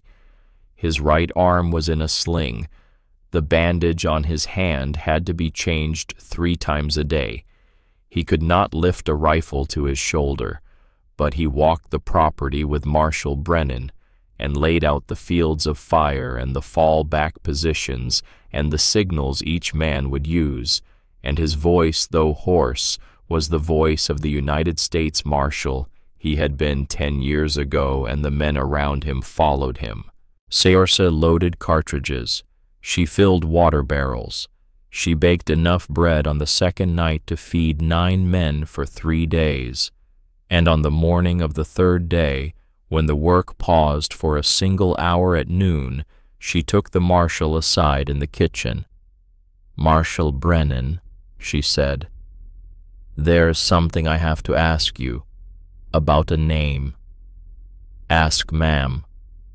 "There's a man named Crane, the father of Lillian, the girl who wrote the letter." Marshal Brennan looked at her a long moment.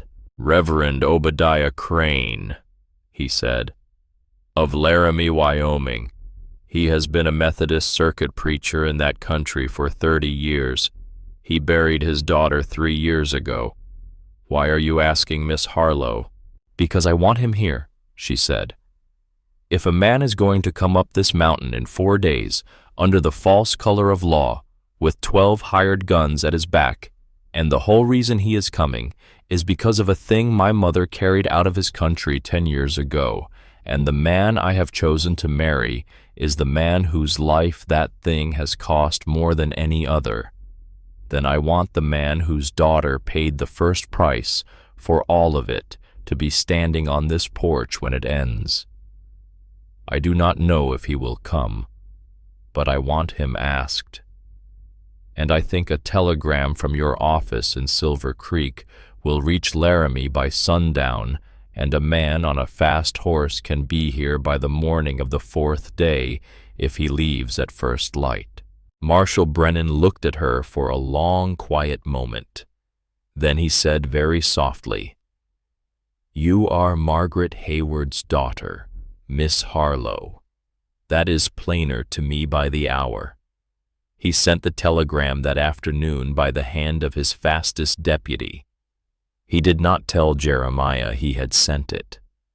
Saoirse did not tell him either. Some gifts, she had begun to understand, had to be carried into a room before they could be set down. The 4th morning came soft and cold. Mist lay along the meadow. The 3 pines on the high knoll were dark shapes against a sky just beginning to silver in the east.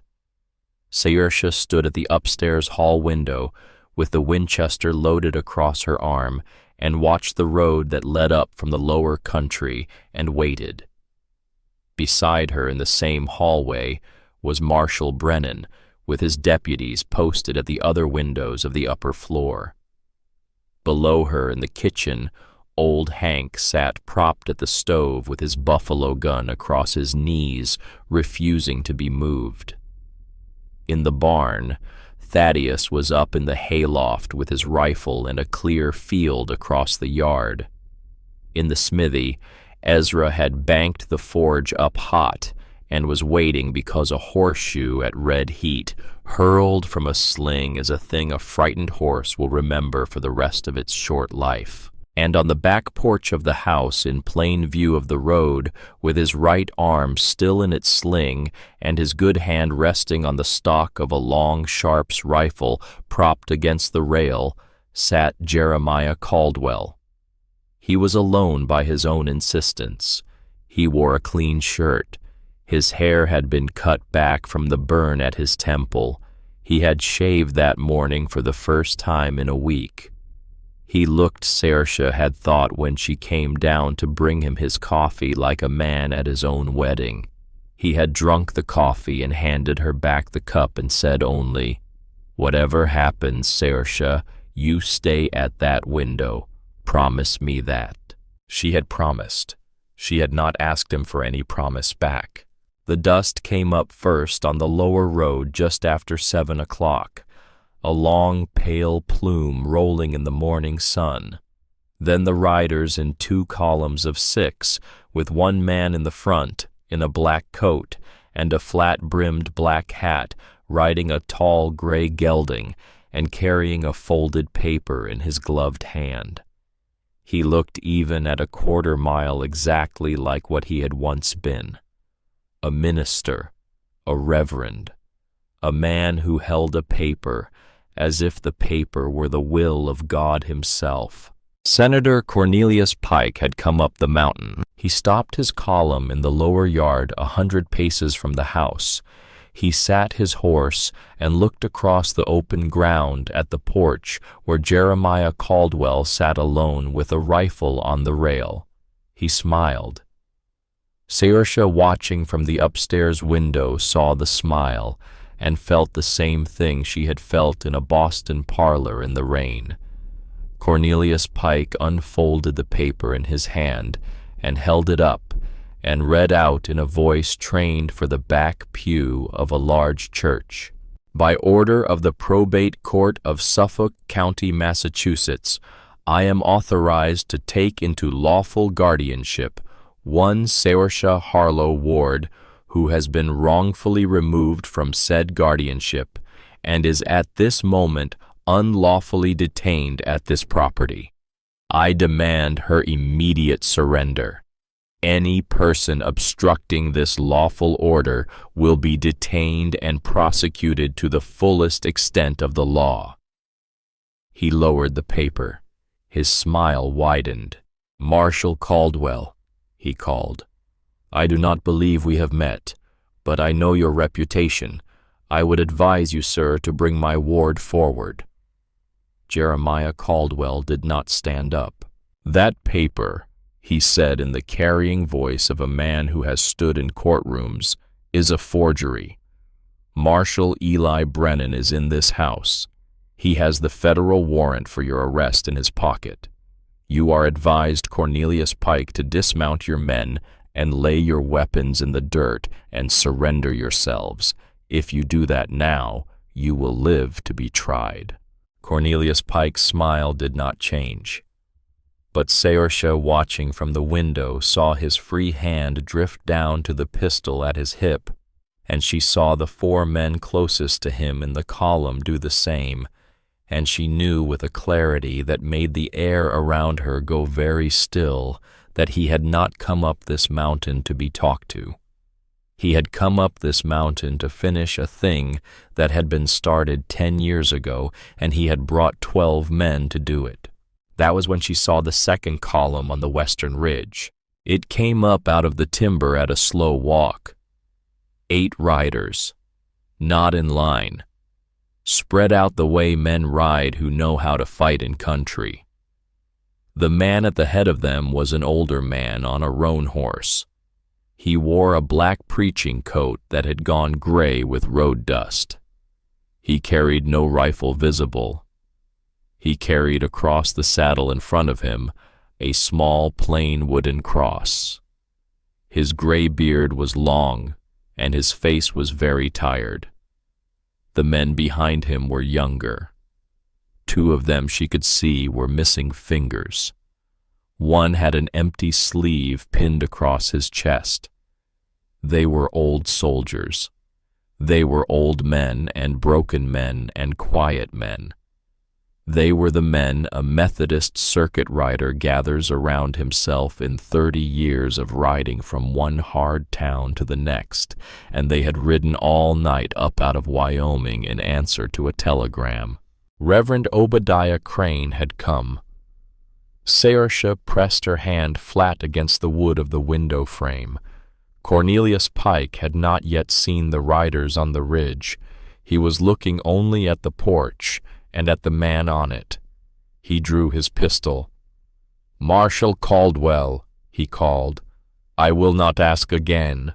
That was the moment the Reverend on the gray horse on the ridge above raised his cross above his head and called down across the meadow in a voice that 30 years of camp meetings had hammered into a thing that could be heard for a mile. "Cornelius Pike, stand down.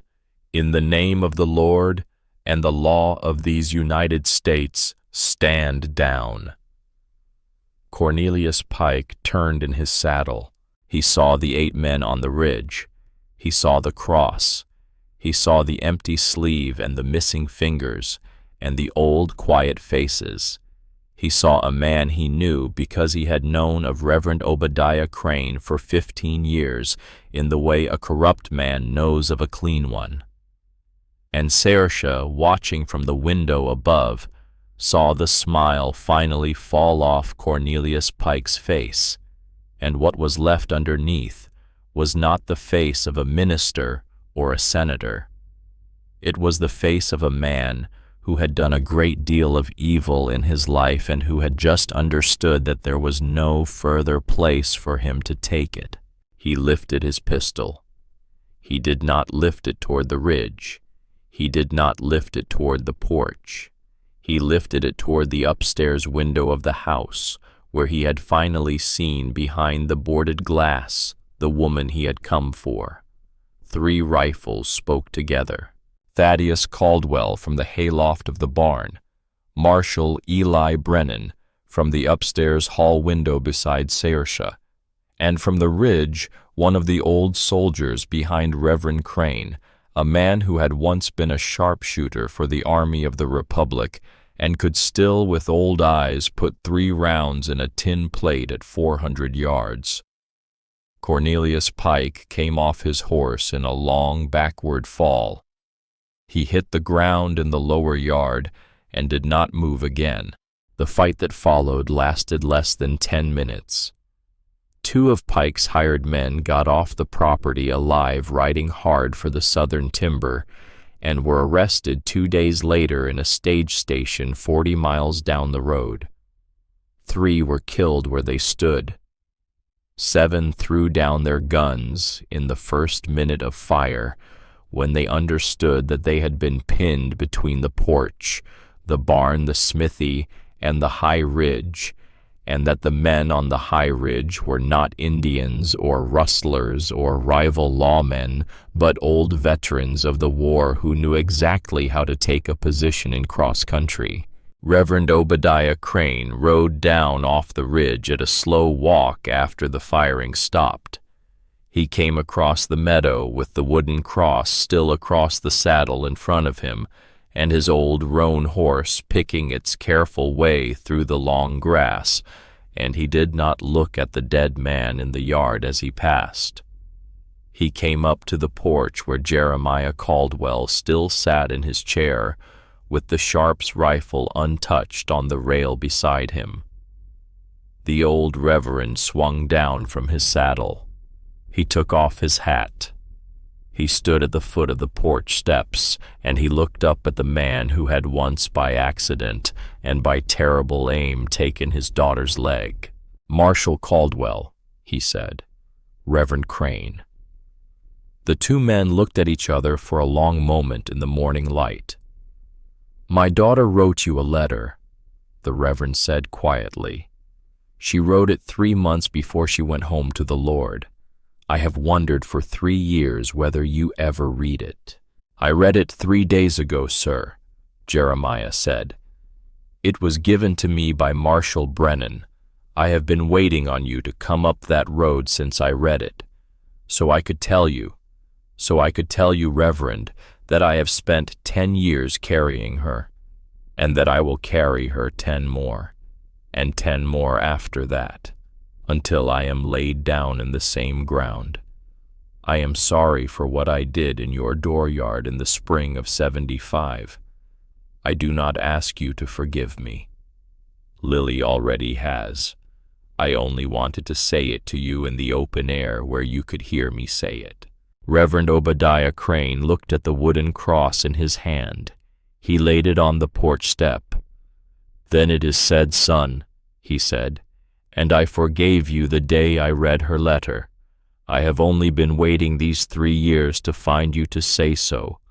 The Lord moves slow sometimes, but he moves." He held out his hand. Jeremiah Caldwell, with great care, lifted his bandaged right hand and put it into the older man's hand, and the 2 men shook there in the morning light, with 12 dead and surrendered men in the yard around them, and Saoirse Harlow watching from the upstairs window with tears running down her face and not making any move to wipe them away. It was at that moment, with the dust still settling and the deputies starting the work of binding the prisoners, that Ezra Caldwell looked up the lower road and said in a voice gone soft with surprise, Riders. 2 horses. Coming up at an easy walk, not at a charge. A man in a worn brown coat in the lead on a sturdy mule. And behind him, on a small bay pony, a slight figure in a green dress with a shawl pulled up over her head against the morning chill, riding side saddle and looking around her at the meadow and the ranch and the dead men in the yard with very wide eyes.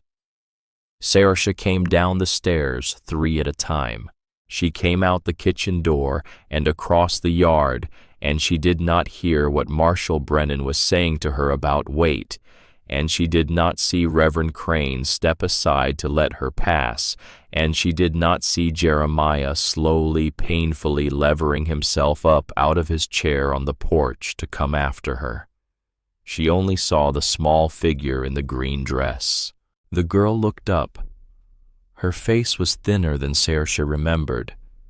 There was a long, pale scar at her hairline, but her eyes were the same bright blue, and the freckles had come back across her nose with the spring, and her mouth opened on one small sound that was half laugh and half sob. "Saoirse," said Bridget Flanagan. Saoirse took her down off the bay pony with both hands and held her, and did not let go for a long time in the middle of the yard at 3 Pines, with the sun finally breaking the mist along the meadow and the wind moving in the high pines. The man on the mule had swung down. He took off his hat. He had red gold hair and freckles like the girl in the green dress, and a soft Irish voice when he spoke. "Forgive the intrusion, ma'am," he said. "Finnegan Flanagan. I am her older brother. We have been looking for her since the flood. A trapper named Beauregard pulled her out of the river 40 miles below the gorge. She did not know her own name for almost a month. She started to remember the day before yesterday. The first thing she said when the words came back was a name, Saoirse. And the second thing she said was 3 Pines. We rode here at the gallop. We met 2 of your party in the timber an hour ago, and they sent us up here gentle, said to come slow because there was a thing happening at the ranch. We are sorry to come into the middle of it."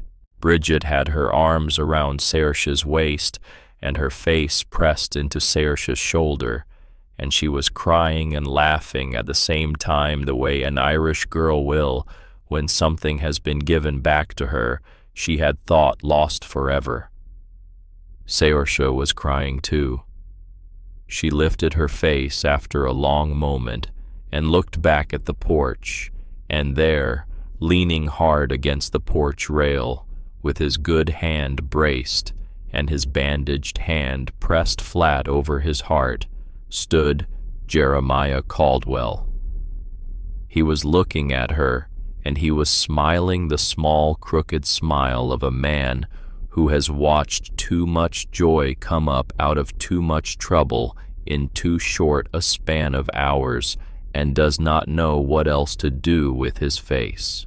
Behind him, Ezra Caldwell stood with his hat in his hands and his eyes very wide on the small Irish girl in the green dress, and Saoirse, even in that moment, even through her own tears, saw the look on his face and understood with a small, quick wonder that the youngest Caldwell brother had just been given a gift of his own that he did not yet understand. Marshal Eli Brennan rode out 2 days later with Cornelius Pike's body wrapped in canvas across a pack horse and the surviving prisoners in irons behind him and the leather portfolio of Margaret Hayward's papers in a sealed envelope inside his coat. The portfolio had been hidden all those years in the bottom of Reverend James Harlowe's old Boston desk in a false drawer that Saoirse had never known existed. Finnegan Flanagan, whose own grandfather had been a cabinet maker in Dublin, had found the false bottom in 20 minutes the morning after they arrived, when Saoirse, on a hunch she could not explain, had asked him to take a careful look. The papers would go to a federal court in Washington in the fall and would result in 27 indictments and the closing of 3 banks and the resignation of 2 sitting senators. None of that, however, is part of this story. This story is about a kitchen and a meadow and 3 pines on a high knoll in the country of Idaho. Reverend Obadiah Crane stayed 3 days at 3 Pines. He prayed each evening in the parlor with the family Bible open on the kitchen table. He took his meals with Jeremiah and Saoirse. On the morning he left, he laid his hands on the head of each Caldwell brother, and on the head of Saoirse, and on the head of Bridget and Finnegan Flanagan, and old Hank and goodwife Beulah May, who had walked over from her cabin in the lower valley to help Saoirse with the wounded, and stayed, because old Hank, propped up in the kitchen rocker with a thick bandage around his ribs, had looked at her come in through the kitchen door, and gone the color of a young man for the first time in 20 years. Reverend Crane blessed each one of them. Then he climbed up onto his old roan horse and rode out down the lower road with his 8 quiet men behind him, and he did not look back, and in the small fenced yard, under the 3 pines on the high knoll, the leaves on the old trees moved in the wind as he passed. The wedding was in the fall. It was held in the meadow below the house on a Saturday afternoon in late September, with the aspens on the slopes turned to gold, and the air smelling of wood smoke, and the first hard frost of the year. Reverend Obadiah Crane had ridden up from Wyoming for the occasion. Marshal Eli Brennan stood as Jeremiah's witness. Ezra Caldwell stood as best man. Thaddeus Caldwell played the wedding march on his small wooden flute. Bridget Flanagan, her hair grown back in, and the scar at her hairline softened to a thin, pale line, stood as Saoirse's witness. Finnegan Flanagan, who had built her a chair of his own design as a wedding gift, sat in the second row beside old Hank and goodwife Beulah May, who held hands the entire ceremony in a way that fooled no one. Half the town of Silver Creek had ridden up the road for the day. The Methodist Church ladies of Silver Creek had been baking pies for a week. Saoirse came down the path from the house in a dress of cream-colored wool that she had cut and sewn herself in the long evenings of August, with her mother's cameo brooch pinned at her throat, and her mother's only other piece of jewelry, a small worn gold band that Jeremiah had carried for her for 10 years, and given back to her in the kitchen on the night he had asked her formally for her hand on her left 4th finger. Jeremiah Caldwell waited for her at the foot of the 3 pines. He was 35 years old. He stood near 6.5 feet. He had a long, pale scar that ran from his left temple down to the line of his jaw, and a fresh, shorter scar at his right temple from a fire he had walked into in the spring. He was wearing a black coat and a clean white shirt, and the boots Ezra had polished for him that morning. His right hand, fully healed now, was pressed flat against his heart, where he had pressed it in the yard the day Bridget Flanagan had come up the lower road. His left hand was held out for his bride. Reverend Obadiah Crane married them under the 3 pines, with the meadow falling away below them, and the river running silver in the distance, and the high country of Idaho holding all of it, the way a hand holds a small flame. They spoke their vows quietly, the 2 of them, the way people speak when the words are larger than the room. He promised. She promised.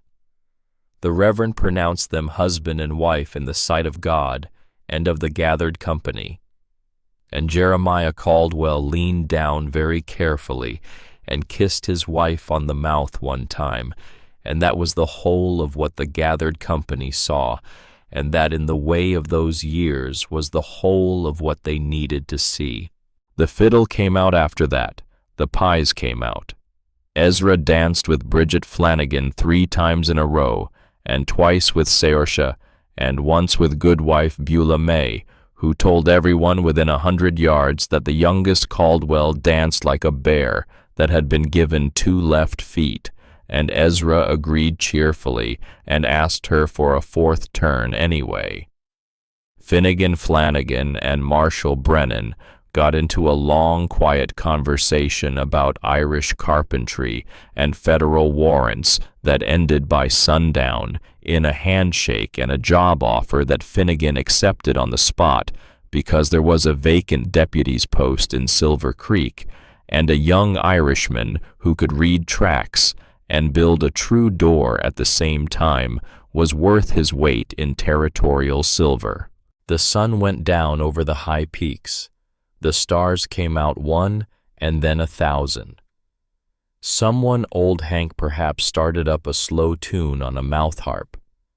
The new Mrs. Caldwell stood with her husband on the porch of the house and watched the small lanterns being lit one by one along the meadow path. The door to their part of the house, the upstairs room she had once locked, and then ceased to lock, and would now share, stood open behind them. Ezra and Thaddeus had moved the bed and the dresser into the bigger room that had been their parents'. They had put fresh wildflowers in a tin can on the windowsill. When the last guest had gone down the road, when the last lantern had been blown out, when the last of the laughter had folded itself away into the meadow grass, and the night, Jeremiah Caldwell turned to his wife under the open sky and said only very softly, "You are home now, Saoirse." She put her arms around his neck. The door of the house closed gently behind them, and the night drew its long, quiet curtain across the porch, and the wind moved softly in the 3 pines on the high knoll, and the river ran on through the dark, and the mountain held them both. Spring came, and another spring after that. Saoirse planted her first kitchen garden in the soft, turned earth behind the house in the May after her wedding. She put in beans and squash and peas and a long row of lettuce and a single row of sunflowers along the fence because her mother had loved sunflowers. She lost half the crop to a late frost and replanted it. She lost some of the second planting to deer and learned to set a low fence of woven willow branches the way Goodwife Beulah May taught her. By August, she was carrying baskets of vegetables down to the kitchen at twilight and standing for long, quiet moments at the fence rail, looking out at the meadow as the light turned gold. In the autumn of that year, she carried something else. Thomas James Caldwell was born on a cold Monday morning in March of 1886, with Goodwife Beulah May attending at the bedside and Bridget Flanagan running the boiling water back and forth from the kitchen. Jeremiah Caldwell paced the porch in the snow for 6 hours and would not come inside even when Ezra brought him coffee.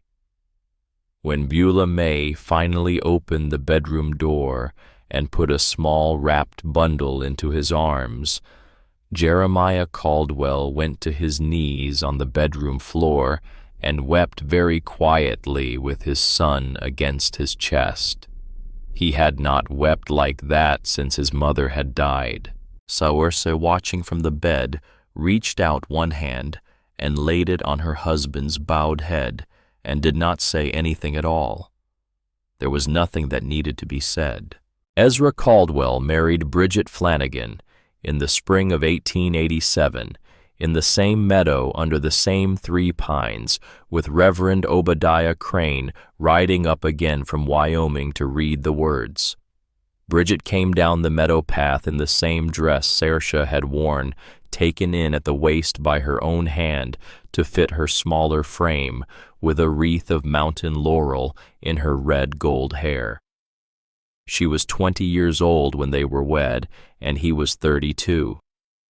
They built their own small cabin 100 paces from the main house, with Finnegan Flanagan and Thaddeus and old Hank doing most of the framing in the long summer evenings, and they had their first child, a girl they named Hannah after her grandmother, in the spring of 1888. Saoirse and Jeremiah's daughter came in the autumn of that same year. They named her Margaret Lillian, after the 2 women whose names had brought her parents together. Reverend Obadiah Crane wept openly when he was told the name in a letter from Saoirse, and wrote back in a hand that had begun to tremble with age that his daughter Lily would have called it the second finest thing the Lord had done with her short life, the first being to give her good parents to love her on her way out. Thaddeus Caldwell took longer. The grief of Lenora had been deep, and the silence of 3 years on a mountain ranch had set its grooves. But in the autumn of 1890, on a trip down to Silver Creek for winter supplies, he met a young widow named Prudence Ashby in the dry goods store, holding the hand of a small boy of 5 who was looking with great interest at a jar of penny candy that she could not afford. Thaddeus paid for the candy without looking at her. He paid for a sack of flour and a tin of coffee that the widow had been trying to get on credit and could not. He left the store without saying his name. He came back the next morning and found out who she was. 6 months later, they were married. Thaddeus brought her and the boy up to 3 Pines and built a small house just east of the main yard, and Prudence Ashby Caldwell, who could read music and had taught school for 2 years before her young husband had died of a fever, became the schoolmistress of the small 1-room schoolhouse the family raised in the summer of 1891 to serve their growing pack of children and the children of the neighbors who had begun 1 and 2 at a time to settle in the upper valley. The years passed in the way years pass in a country like that. There were hard winters. In the winter of 1893, a blizzard pinned the family in the main house for 9 days, and old Hank, by then 72, began to fail in the deep cold.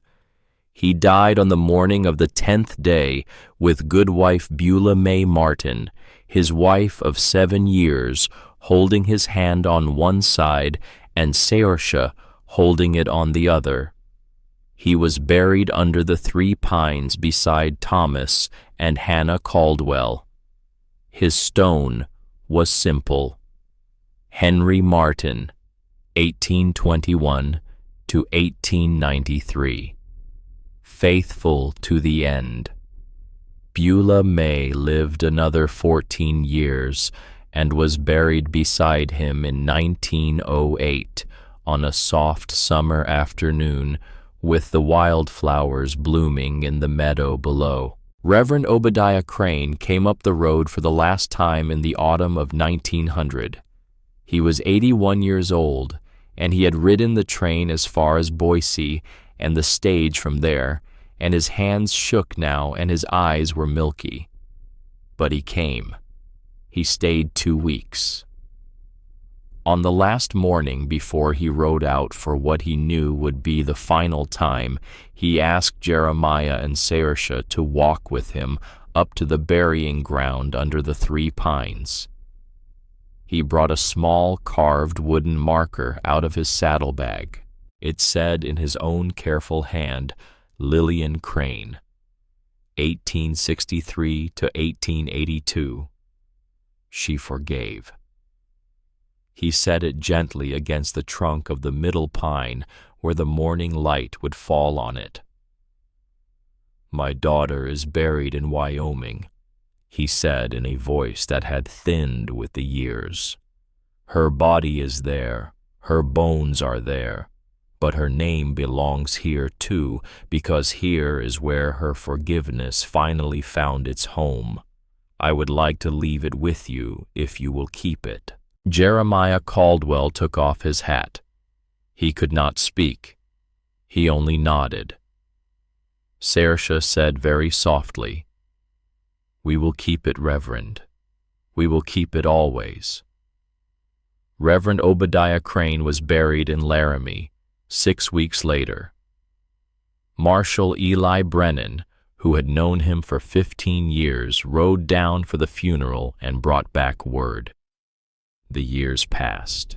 Old Hank's ranch hand son, Caleb Henry Martin's boy, by his first wife, took over much of the heavy work as Jeremiah's burns began to ache in the cold weather, and his right shoulder, where the old wound and the new one sat almost atop each other, slowed him down. Ezra, in his 40s, now ran the cattle operation. Thaddeus kept the books and the schoolhouse and managed the seasonal labor. Saoirse kept the house and kept the family Bible and read out of the Psalms each evening by the kitchen fire, and her husband still listened the way he had listened the first month she had come up the road, and that was as much perhaps as a marriage ever needs to be. Marshal Eli Brennan retired in 1905 and moved to a small place in Silver Creek where he kept chickens and lost terrible games of checkers to Jeremiah Caldwell every other Sunday for the next 12 years.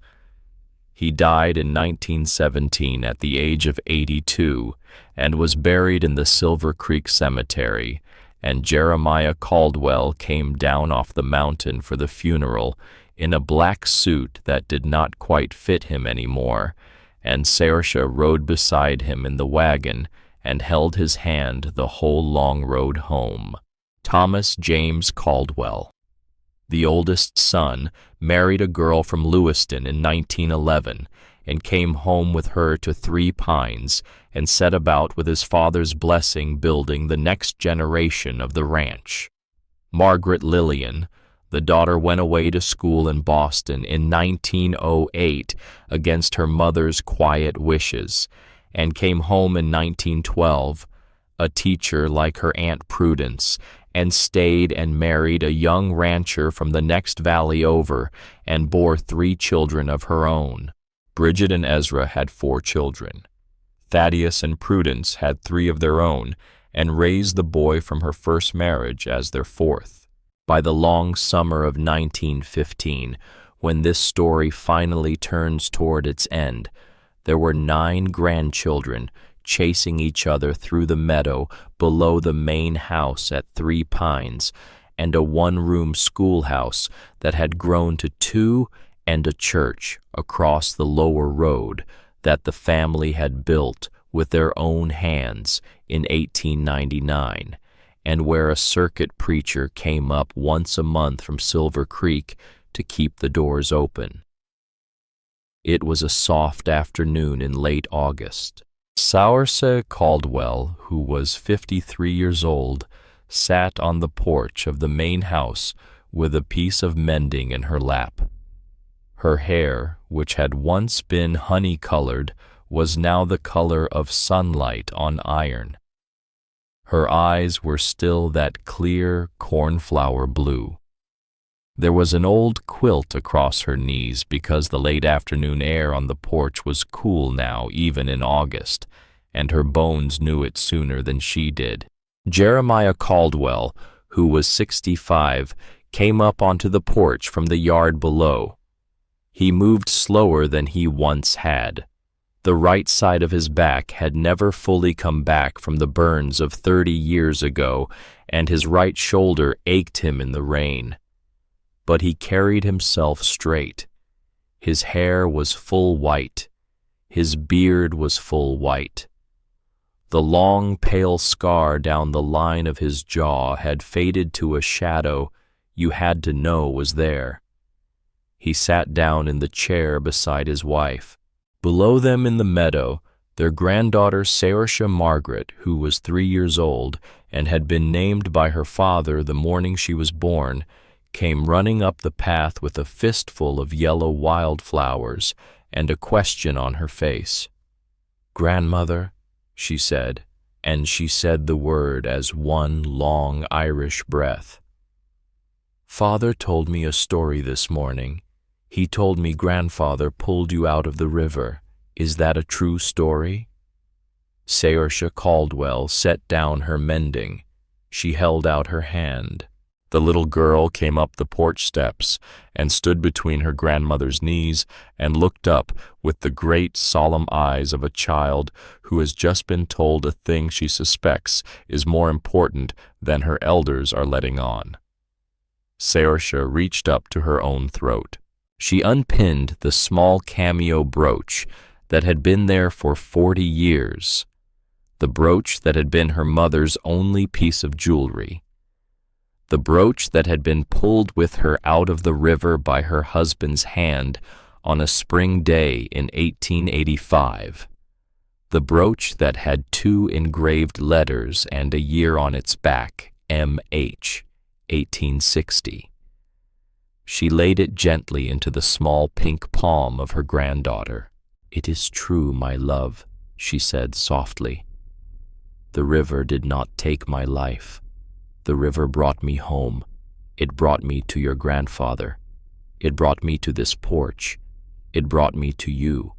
And someday, when you are a grown woman, this brooch will go with you wherever you go, and you will know that the women in our family have always come home to where they were meant to be, even when the road was hard, and even when the water was dark."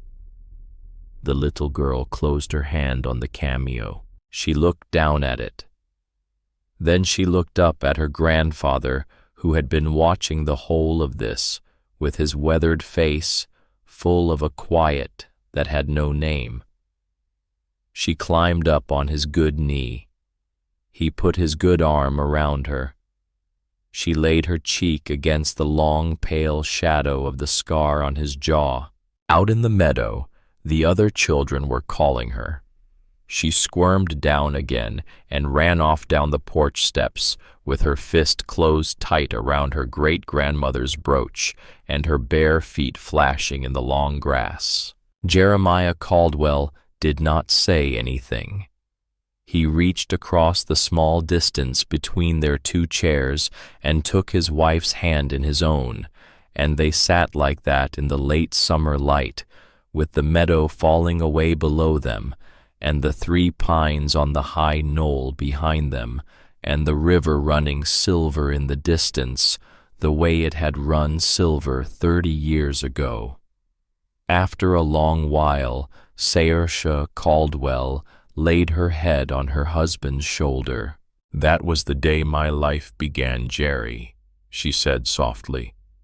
"The day I came down off that stagecoach into nothing, and you rode up the ridge to find me, and the river brought me home." Jeremiah Caldwell did not answer with words. He only turned his head very gently and pressed his lips to the silver-white crown of her hair, and held her there, and let the long evening come down softly across the meadow, and the mountain, and the porch, and the 2 of them, the way a benediction comes down at the end of a long, good service in a country church, when the doors have been thrown open, and the light is gold, and there is nothing left to be said but Amen. The river ran on through the dark the way it had always run. The 3 pines stood guard on the knoll the way they had always stood. And somewhere down in the meadow a small girl with a cameo brooch in her hand laughed in the long grass and was answered by her cousins, and the laughter came up the slope the way the smoke from the chimney had come down to meet a frightened young woman 30 years before, and the Caldwell house at 3 Pines in the high country of Idaho was full and warm, and held as it had always been held by the long, quiet hand of the country, and the long, quiet mercy of the Lord. That is the story of how the river brought Saoirse Harlow home. That is the story of three brothers who kept a promise and one young woman who kept her own. That is the story of a wooden box pulled from a fire and a letter carried for 3 years and a forgiveness that traveled across 10 years of silence to find the man who needed it. And a small Irish girl who came back from the dead, and a senator who fell in a yard of his own making, and a marriage that lasted, and a family that grew, and a mountain that chose a stranger and made her its own. Friends, if this story has stayed with you, if it has set a small, warm stone of memory inside your chest tonight, do me one small kindness before you go. Hit that like button to help the next listener find this campfire. Drop a comment and tell me where in this country you are listening from and what river in your own life brought you home. I read every one. Subscribe to this channel, and I will see you again next week with another long, good story out of the country of the old American West.